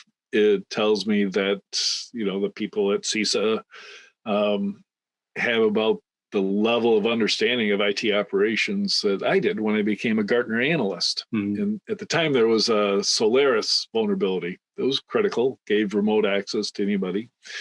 And I issued a Gartner, fast take, get this out there immediately. Everybody should patch immediately. So then I started taking calls from CIOs, and they said, "You are an idiot. We have 2,000 Solaris servers, and we have to schedule each one to take it down. install patches, test them, and we have to do that, over a weekend or something. By the time we're done with 2,000 Solaris servers, there'll be another critical patch that we have to install. So I learned my lesson, but I think of it every time I see, one of these security experts on Twitter saying, "This is a serious one. You should all patch immediately." And if you think about it, I'm not a fan of having to patch, right? Unquestioned patching, right? It's like for 6 years, I managed not to update my iTunes. I just would, every time Apple told me to update my iTunes, I'd just say later. I did that for 6 years because iTunes was working. I didn't need to change the interface, whatever they wanted to do. And you suspect the vendor of, especially Apple, wanting to get more information from you. So an update is bound to be less secure. I don't know what period that was, but you missed some bad updates. Yeah, exactly. It was a little hairy, but exactly. Or, update your Flash immediately. It's like, I don't know. What should I trust Flash? And speaking of updates, so now we've got NotPetya is a great example. We've got SolarWinds, but don't forget the I think it was called Flame, which was an NSA exploit, and it was pushed via Microsoft update. So they would spoof Microsoft server, and then they would send a digitally signed with Microsoft cert update to their targets. And it was highly targeted, right? So super sophisticated. At the time, they estimated it would, in order to do that, they had to create a collision with an MD5 hash.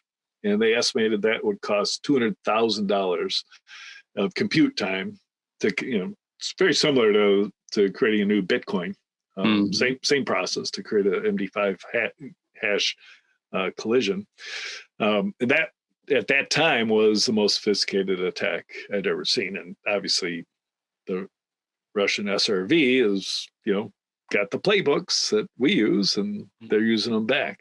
What do you think? So if we kind of step away from the federal government for a moment, what are some of the takeaways you think we have, or maybe we'll have at the end of this whole process that would be useful for the business environment for organizations? Yeah, we have to start considering that playoff that we were talking about between patches that you need because they're more secure, and obviously updates that you need because they introduce more functionality, and the potential that those could be backdoored. So we have to come up with a few more steps to ensure that level of trust. So certainly software providers should be rotating keys very, very often, every day, every hour. I don't care. A new key every time they issue an update, and then a secure way for people to check the validity of those signatures before they install something.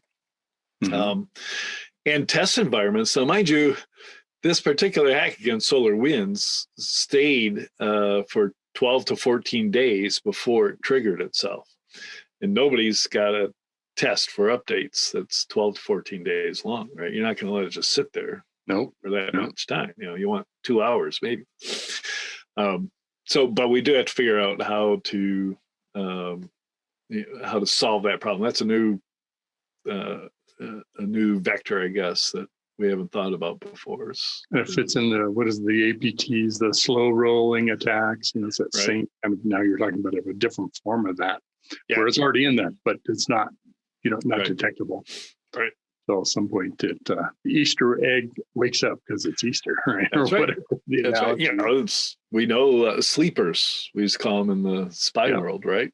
And a sleeper agent could be sitting there, and if you think about it, as I have been, maybe there are things embedded in real legacy stuff that we've never gone back and looked at, and they could be sitting there just waiting to be called on. There's only two types of organizations: those that have been hacked and those that don't know they've been hacked. That's right. That's right. It's kind of the world you have to assume we're in, unfortunately. But yep. It truly is that way. Well, thanks for spending some time catching up, and appreciate all your digging into this and keeping us informed on Twitter and other interviews that you're doing. So absolutely, I wish you the best. If something pops up, let me know. Okay, we'll do an update. All right, good deal. Okay. Thanks, all right, Mitch. take care, Richard. All right, talk bye. to you again soon.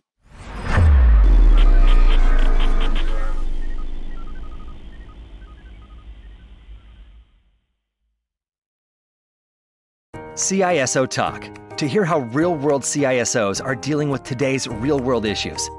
From enabling secure remote workers to accelerating secure cloud adoption, defending against a pandemic of security attacks and beyond. CISO Talk covers the cyber topics you want to learn about. With your hosts, Unisys CISO Matt Newfield and Media Ops CEO Alan Schimmel, featuring a revolving panel of CISO cyber experts. This is where CISOs talk. Join us on digitalanarchist.com and TechStrong TV. This is Digital Anarchist. The pleasure of being joined by two really interesting folks. We're going to have a great conversation. I'm looking forward to this today. Amy Wall is an engineer with Ops Compass, and then John Grange, CTO with Ops Compass. Welcome to you both. Good to be chatting today. Thanks. It's great to be here. Yeah, thanks for having us, Mitch. Absolutely, you bet. Let's do this. How about if we have you both introduce yourself? Maybe, John, if you go first, introduce yourself. Tell us a little bit about Ops Compass and what the company does too, and then hand it over to Amy, and you can tell a little bit of your background. Excellent. I'm John Grange. I'm co-founder and CTO of Ops Compass. Ops Compass is a really powerful SaaS product that does security and compliance management in the cloud. And what that really means is, we're really helping DevOps teams, cloud ops teams, get the visibility, have the intelligence and the control they need to run a successful cloud operation. My background really plays a lot into, what Ops Compass does in kind of the cloud security space. I'm a career entrepreneur. I've co-founded a number of companies from top 5 global Microsoft ASP.NET hosting provider to a health and wellness SaaS product. So I have a lot of experience, and our team has a lot of experience in kind of the infrastructure, security, compliance space. The cloud obviously was a big game changer because a lot of the things that we used to deliver through a variety of different software products or hosted solutions inside data centers, we can now build software to easily do it in the cloud.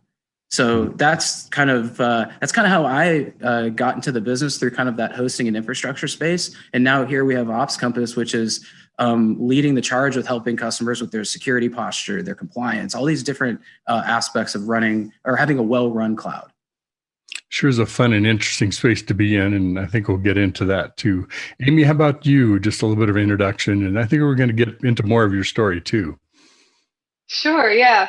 I'm Amy Wall. I'm a DevOps engineer at Ops Compass. I have the pleasure of working with John Grange, working under John Grange in kind of forming this exciting new product, Ops Compass. And so I'm kind of where I'm at in my career and on my cloud journey is really in a space where I've kind of come to it from a software engineering perspective. Been a software engineer for years now, and been going through the steps of kind of getting the skills under my tool belt, upskilling on the cloud path so that I can become full DevOps engineer for Ops Compass. So really been learning with Ops Compass and growing with Ops Compass as they sort of kind of figure out and carve out their space in cloud infrastructure. Isn't that nice when you work with, you find a company that's really compatible with what your goals are and what you want to learn with where you are in your career? That's awesome. Huge. Absolutely. Well, that's a little bit of what we're going to talk about. The upskilling is kind of a general, I guess, tag label for it.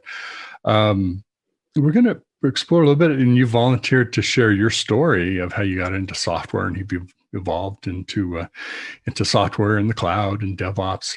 And then maybe take a look forward. We're here in December thinking about getting through the holidays and everything else going on and thinking about the new year.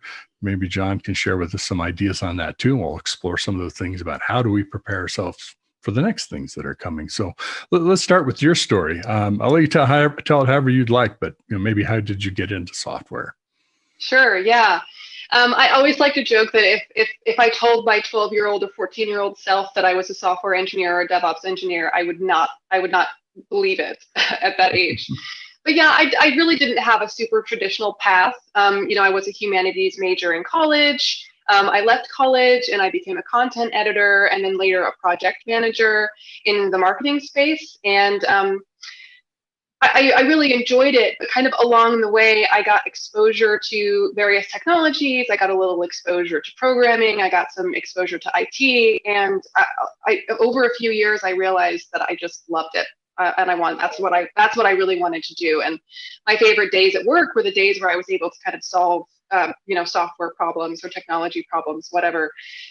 So I did like a total career 180 about 5 years ago and took a U-turn, learned how to code. And my first job after that was at Ops Compass, or a subsidiary of Ops Compass that Ops Compass then later purchased. And so I've been working in software ever since as a software engineer. And it wasn't until Ops Compass a couple of years ago, I think 2 or 3 years ago, when I was able to join that amazing team of engineers where I started to really ramp up my cloud journey. I had become pretty strong in the fundamentals of software engineering, and I'd become really used to kind of the experience of learning on the job. That's kind of the nature of software engineering itself, and it's the nature of DevOps, and it's really the nature, I think, of cloud, because there's new technologies coming out all the time, and everybody's kind of learning a way to navigate the space a little bit better all the time. And so yeah, I've just kind of figured out how to learn on the job and continue learning on the job, and now I'm surrounded by world-class cloud engineers, and John Grange, our CTO, who have excellent mastery in this space, and it's been a blast to kind of learn together with them and figure out how all the entire ecosystem works.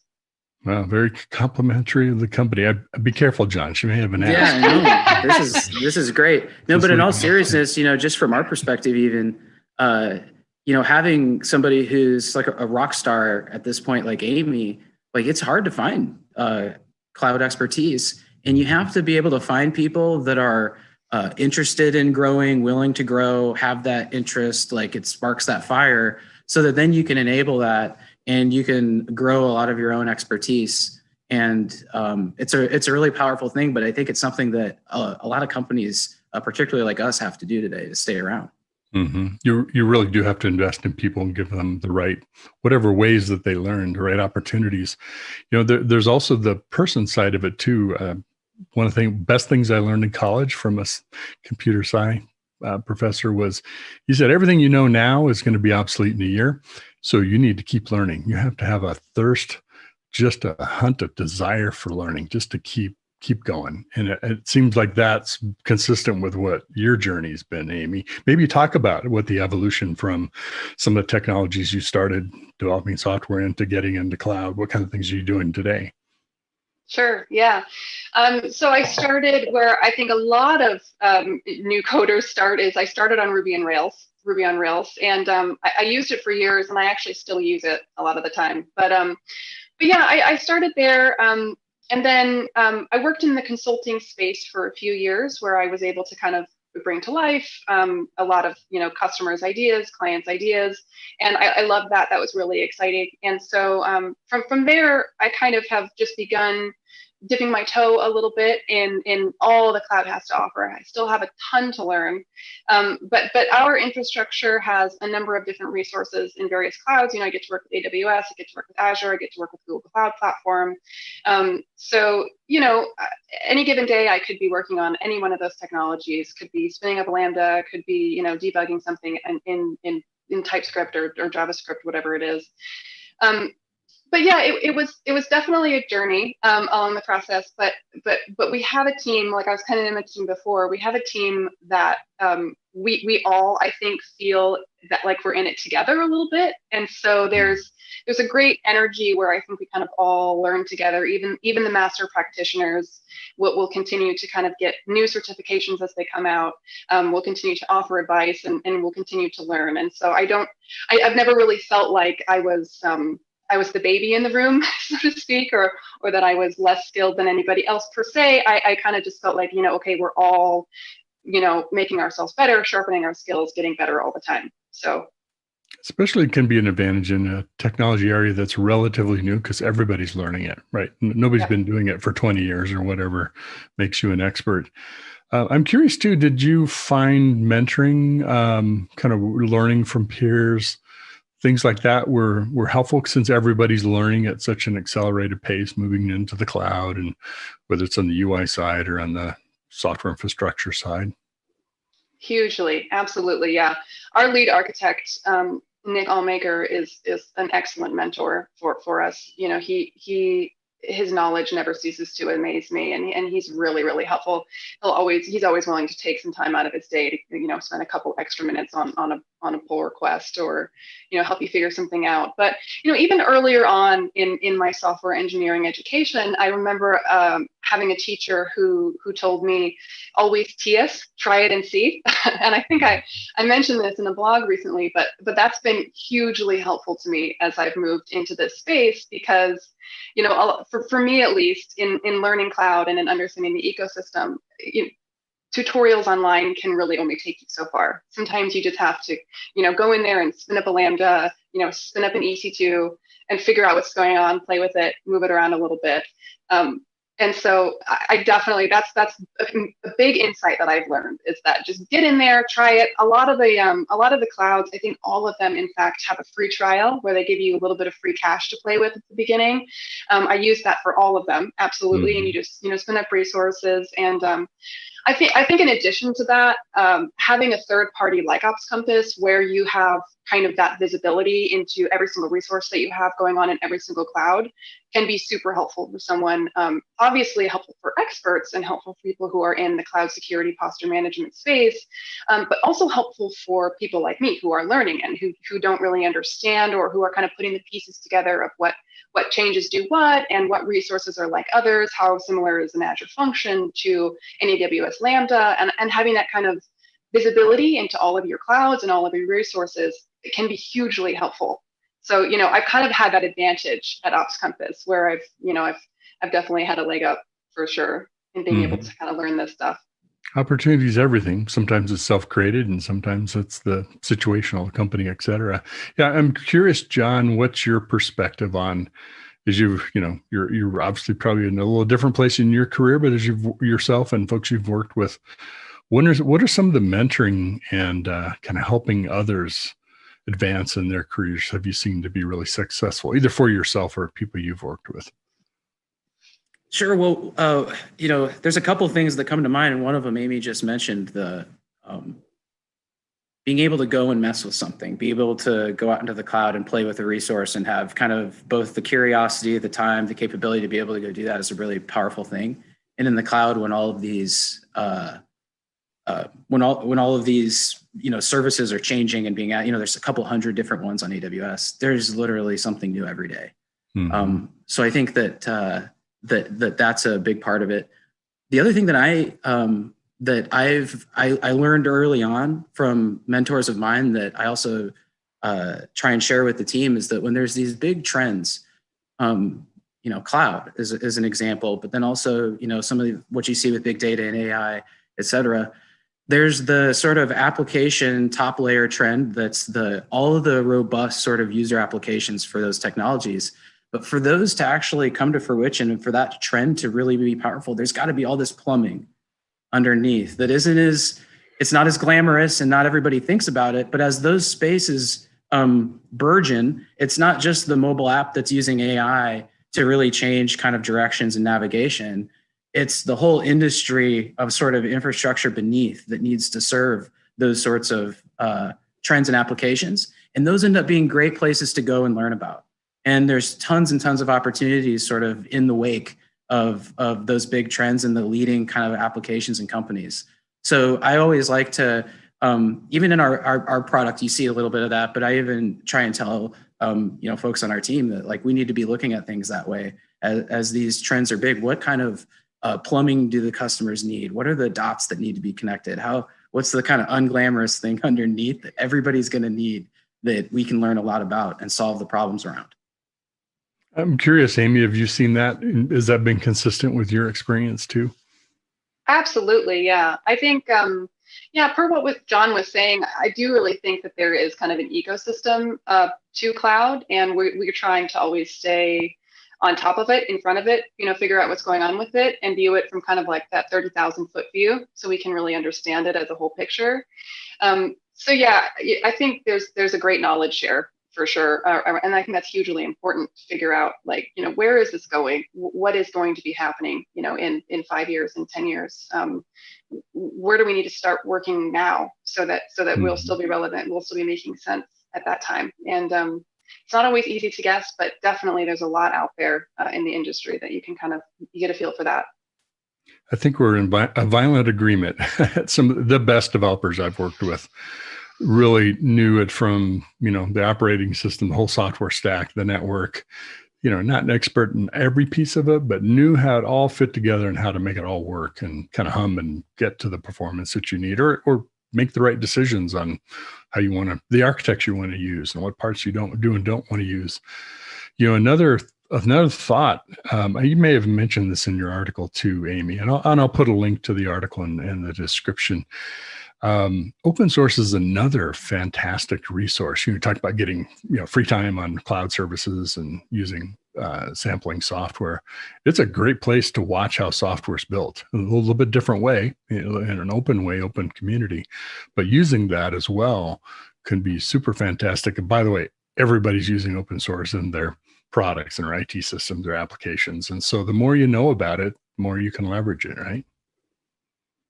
Absolutely, yeah. I love the idea of open source. I love the ideology of it. I think it's fantastic, and certainly we do use it. And I think open source is a place where a lot of people kind of go to exchange ideas in the cloud space right now. We have a lot of Twitter, for example. Tech Cloud Twitter is always really exciting, and people, I think people are making some really interesting things right now with open source, and it's an exciting place to be. So let's kind of turn the lens from, you're talking a little bit of your background, John sharing a little bit of his as well. Turn the lens kind of thinking forward, right? Things have changed. It's a different world in the last 9 months for sure. And a lot of organizations have accelerated digital transformation projects. We've got data in my analyst firm that back this up very strongly. Move to the cloud is accelerated and, not stopping. It's going to continue to move even quicker. And I know you think about a lot where you're going as a CTO with your company and your product, and your technology, John. What thoughts do you have as you think over the next 6, 12, 24 months, kind of into where we're going and how that might influence what people might learn or maybe how they learn? Mm-hmm. I actually, that's a great question. And I'd actually go back to the comment I made before about some of the different trends. And, just like we've had the DevOps trend over the last handful of years, there's a whole number of kind of portmanteaus, right? The cloud ops and data ops and AI ops. And I think that as some of these, Fortune, 1000, Fortune 2000 start to become more cloud mature, you're going to start to see more of the need for, not just general DevOps where you really understand the cloud platform and orchestrating and automating workloads and things of that nature, but you understand the details of AI ops, for instance, which is a much different challenge. It has lots of other issues with, data issues and labeling and things of that nature. Similar issues with sort of data ops engineering, lots of new problems, really important business solutions to be built there for organizations that are already pivoting their organizations to prioritize these things, particularly after the pandemic. It's DevOps is all about efficiency, and now what companies are saying is, hey, coming out of the pandemic, we're going to prioritize our most innovative projects higher, and we've got to push to be more efficient. We can't have the cloud spending overages. We can't have these big breaches that are costly reputationally and financially. We've got to get more efficient. So I think that those are the big things that coming out of the pandemic I'd be thinking about if I were kind of a DevOps practitioner out in the field, but also what I'm thinking about at Ops Compass as we're looking into how can we provide more value to our users for some of these really specific use cases that are driving very significant value for companies that are implementing them. Mm-hmm. I'm curious too, then, without getting into customer details, but as you've worked with your customers through pandemic, through economic challenges, recovery, that kind of thing, what changes are you seeing in the market with the customers that you're working with? Are they emphasizing different phenomenon? It's almost all just an acceleration of things that we were already seeing. So in other words, a lot of our kind of strategic plans that we thought were maybe a year out, all of a sudden became, we need them like yesterday. So I think that a lot of those trends around remote work were already in place. I think a lot of, many of the projects that we're seeing companies, prioritize, put a higher priority on, those projects already existed. Now they've just become more important. Unfortunately, a lot of these IT teams and cloud teams shrunk during the pandemic. So they now have the requirement that they're more efficient and everything else, but they have in many situations, fewer resources to work with. Mm-hmm. Well, though that's hard, it's almost always the growth comes through investing again. So at some point that starts to rebuild and you build on that. It's the story of IT, right? The story of IT being understaffed and overly important. Yeah, I don't think I've met an IT team that said, we just have too many people. I'm not sure what we do with all these folks, but we're never enough. It's interesting that I agree with you about it's very much accelerating. Another trend I would share, let me see if you concur with this, is, you have the fortunate, if you want to think of it that way, of situation of being in a company where your software is your product. Right. So you can connect the dots between work that Amy's doing or someone's doing in test or someone's doing in customer service or architecture, what you're doing in your role. John, you can connect that to the business and why you want to invest in AI or machine learning or whatever the next thing is. So that can be really hard to do when you're in a bank or an insurance company or something else where there's a lot of distance between what I'm doing in my job, especially in a Fortune 1000 company or above. With that acceleration though, and I think because of DevOps and asterisk ops being adopted across different functions, a lot of that is about driving that, connect the dots to why we're going and where we're going there, and how to accelerate, right? So the efficiency can be for financial purposes, but recovery can also require agility, very fast response. Markets changed. Yep. Our supply chain's gone. We got to rebuild that in a totally different way. So guess what? Software is critical. It's not just a back office thing. Thoughts? I think that's exactly right. And, using the financials as an example, many of these financial companies were spending an extraordinary amount of money on reducing their risk, their technology risk, through physical security data centers, really expensive software to secure it all. And you're exactly right. One of the accelerating trends is that efficiency. That's not efficient at all. Capital One now has moved. They've shut down now all of their data centers around the world. They're completely in the cloud. That's kind of an outlier example now. They're like the only one, but they're all, I can tell you just on experience with our own customer base, the mid-market is moving very quickly that way too, because they just realized that, hey, we don't have to, we now don't have to build data centers. We don't have to have these huge capital budgets. We can be more efficient. We can be more operational. We can, to your point, the agility that's required with how quickly this technology is changing. You almost don't have a hope unless you're in the cloud. You can stand up your own container stack in your data center and set up a rack and buy hardware and do all that, or you can go turn on, Amazon's Elastic Container Service and go with it. I mean, it's a whole different ballgame. And yeah, I think that's a good example, Mitch. Excellent. I'm curious, Amy, your perspective on it too. What do you, in your role, and kind of you think about your career and where you're moving, as well as the company? How's the current situation influencing how you're thinking about what you do next, what you learn, how you can maybe help others accelerate their learning? Yeah, I agree with both of you that I think the pandemic has had a real, there's a renewed sense of urgency because of it. And so I think a lot of us have had a moment to kind of take a step back and think a little bit from a broader perspective about like what our company is, what our company is doing, what we are doing, where our careers are going, all those kinds of things.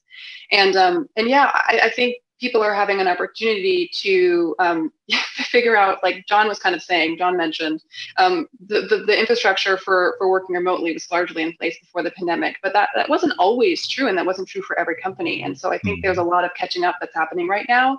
And yeah, there's this definitely this added urgency behind all of it because of the state that the world is in right now.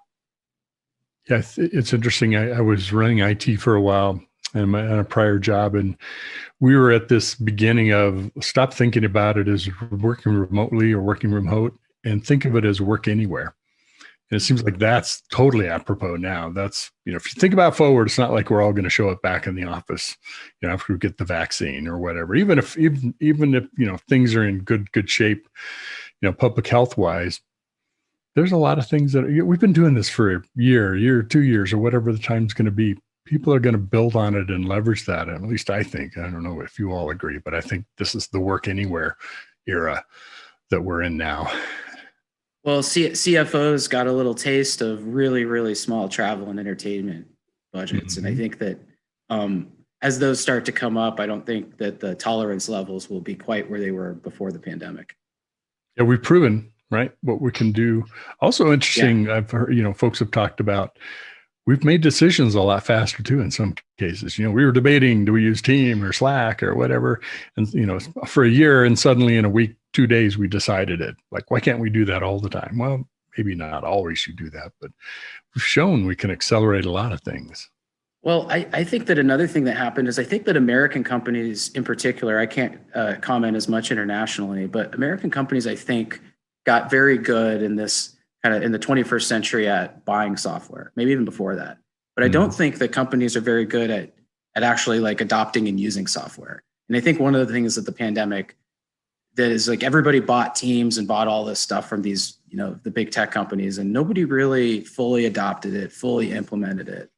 It was always just kind of another thing on the shelf. And I think that that's another thing that's happening right now. Getting greater adoption. Lots of the collaboration technology, lots of the things that we all kind of use are now becoming highly like mission critical business processes that we care about. So we're like fully adopting them. Just essential tools in the toolkit versus, I'll use it if I have to talk to that team or something, that group. As you're thinking about the technology stack, Amy, John was talking about adopting software. I remember a time in my career where folks felt like they had to write all of it, right? I mean, yeah, we used a development or used a database system, but you like to build software. So build as much of it as you can. Today, yeah, you write software, but you want to, is there a better container management system than Kubernetes? Well, let me go check it out. I don't necessarily want to write my own. Maybe I do and want to do it as an open source, but you're really a software integrator, software builder as part of the whole process, not just a software developer. Is that how you Absolutely, view things? Yeah, I'm a big proponent. Totally. Yeah. I always say, if you can avoid it, don't reinvent the wheel. And everyone says that, but not everyone always takes that to heart. Mm-hmm. And I think a lot of the times, especially when you're in a software team, you're in a development team, and you kind of got your head down and you're really working hard on code. I think it's really easy to kind of lose sight of the broader picture. And just last week, for example, we had this problem we were trying to solve, where some customers weren't. There was a miscommunication between our software and some customers, and I kind of just was able to take a step back and say, if we just think about this and maybe document it, write about it, find some documentation online, find a good article perhaps that we could recommend. I think we could solve this problem without writing any code at all, and we did. And I think those kinds of solutions are happening a lot for sure. I mean, and you mentioned open source earlier as well, and I think that plays into it to a huge degree as well. That's what I was about to say, Amy, is that goes right back to what you were saying, Mitch, with the open source. And I think that's why open source sort of is kind of supreme right now. Go find a library, go find a package that already does this, go find a service that we can just integrate APIs with. Let's not reinvent the wheel. I remember being on some panels of, should you use open source? And my answer was, I can guarantee you your competitors are. Talk about a source of innovation that you can get for little or no cost. I mean, yeah, there's a cost with it, but you better leverage it, in the right way for your company as well. Let's talk a little bit about Ops Compass. I'd love to hear maybe some of the future directions you're heading. And, you're not announcing anything here today, but what are the kind of things you're thinking about since we've talked about this evolution of where the cloud technology and skills need to go? What's happening at Ops Compass as you evolve and change and play a leadership role in the industry? Sure. Well, for us, the way we like to think about the product and the product strategy is what's going on in the cloud space, what are customers doing, and then how can we provide kind of visibility and intelligence across those different dimensions. So I talked a little bit about kind of some different AI products and services that we were starting to see companies use more containers. We obviously that's like a kind of a number one use case for our customers today. So we're fairly strong there, but we're going to get much stronger. But another big part of it for us is the DevOps pipeline. We provide visibility into what the pipelines are doing today, but it's becoming so much more critical to the whole cloud process in companies. They're becoming more DevOps mature that we are going to, kind of completely blow out that kind of set of functionality in our product over the next year. So we're excited about that. Again, our customers are really looking, you can parse through a lot of the technical explanations for problems, but what they're really trying to do is get control. And the definition of control is a little bit different than it was in the data center. And there's some more subtleties and things to it. It's got a little bit more texture, I like to say. And so it requires a different approach. And when we can combine, the deep visibility into what they have with the intelligence and context around, what's happening and the state of things, that's kind of how you end up getting control. And there's processes and people involved and everything else. But kind of everything we do, and we kind of, eat, breathe, and sleep that kind of mantra. And we're constantly poking and prodding at the clouds, working with the clouds. We work with all three at the corporate partnership level. So we're just really we're having a lot of fun, and it's sort of the key problem of the age right now is just the different teams, all these different people, different resources, different services. It's just sort of the impact of this sort of scale and kind of chaos a little bit. So there's just so many great problems to solve around making sense of it all. Mm-hmm. Excellent. Amy, anything from your perspective you like to add or talk about? Yeah, I think John is just spot on. And I also think from an internal company perspective, what's happening within Ops Compass is being mirrored by companies across the globe right now, which is that we are really kind of getting a feel for how to operate as a just totally distributed team. Like you were mentioning earlier, we have employees now all across the United States, and internationally. We also work with customers, and I indeed live abroad. So we have this. I think we're kind of learning along with our customers how to kind of interact with a more global ecosystem than we had before, and how to kind of bring all of the water cooler conversations or all of the like idea sessions or brainstorming sessions and whatever onto Slack, onto Teams online, so that we can all engage. So that's definitely a change that I'm seeing internally, and that I don't see going away after the pandemic is over, and I see it becoming something that goes on to the future. Yeah, that's very wise. I think it's very sticky kinds of behavior changes and work patterns that will be with us for a long time to come. Well, I've really enjoyed, this has been a fun conversation talking with you both. And it's so much fun to share real experiences that we're having in our jobs and our careers, and also doing it in a way that hopefully this conversation can benefit some other folks, along the way. We may have the similar or maybe different experiences that they might pick up from what we've talked about. So before we wrap up, to check out things at Ops Compass, John, opscompass.com, is that correct?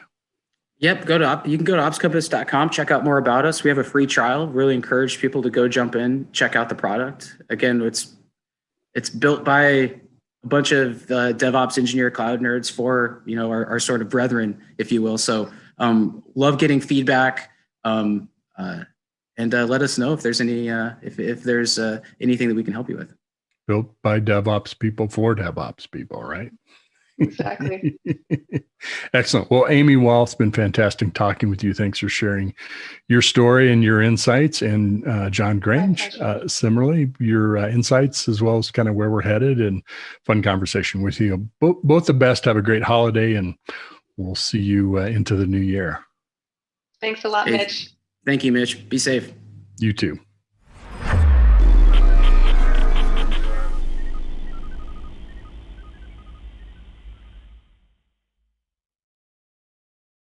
SecurityBoulevard.com is the leading resource for news, analysis, and education on challenges facing the cybersecurity industry. SecurityBoulevard.com covers all aspects of cybersecurity, including data security, DevSecOps, cloud security, application security, network security, security threats, and more. SecurityBoulevard.com has the largest selection of security content, featuring breaking news, blog posts, podcasts, and more. Visit www.securityboulevard.com to learn more. SecurityBoulevard.com, home of Security Bloggers Network. Okay, that's going to call a wrap. Thank goodness. I think we've got enough on our plate. We will be back Thursday with fresh content, unless all hell breaks loose, in which case we'll be here Wednesday with a special edition. But let's hope not, and I'll see you all Thursday. Be safe out there. Be well. Be secure. Be strong. TechStrong. This is Alan Schimmel. We're out.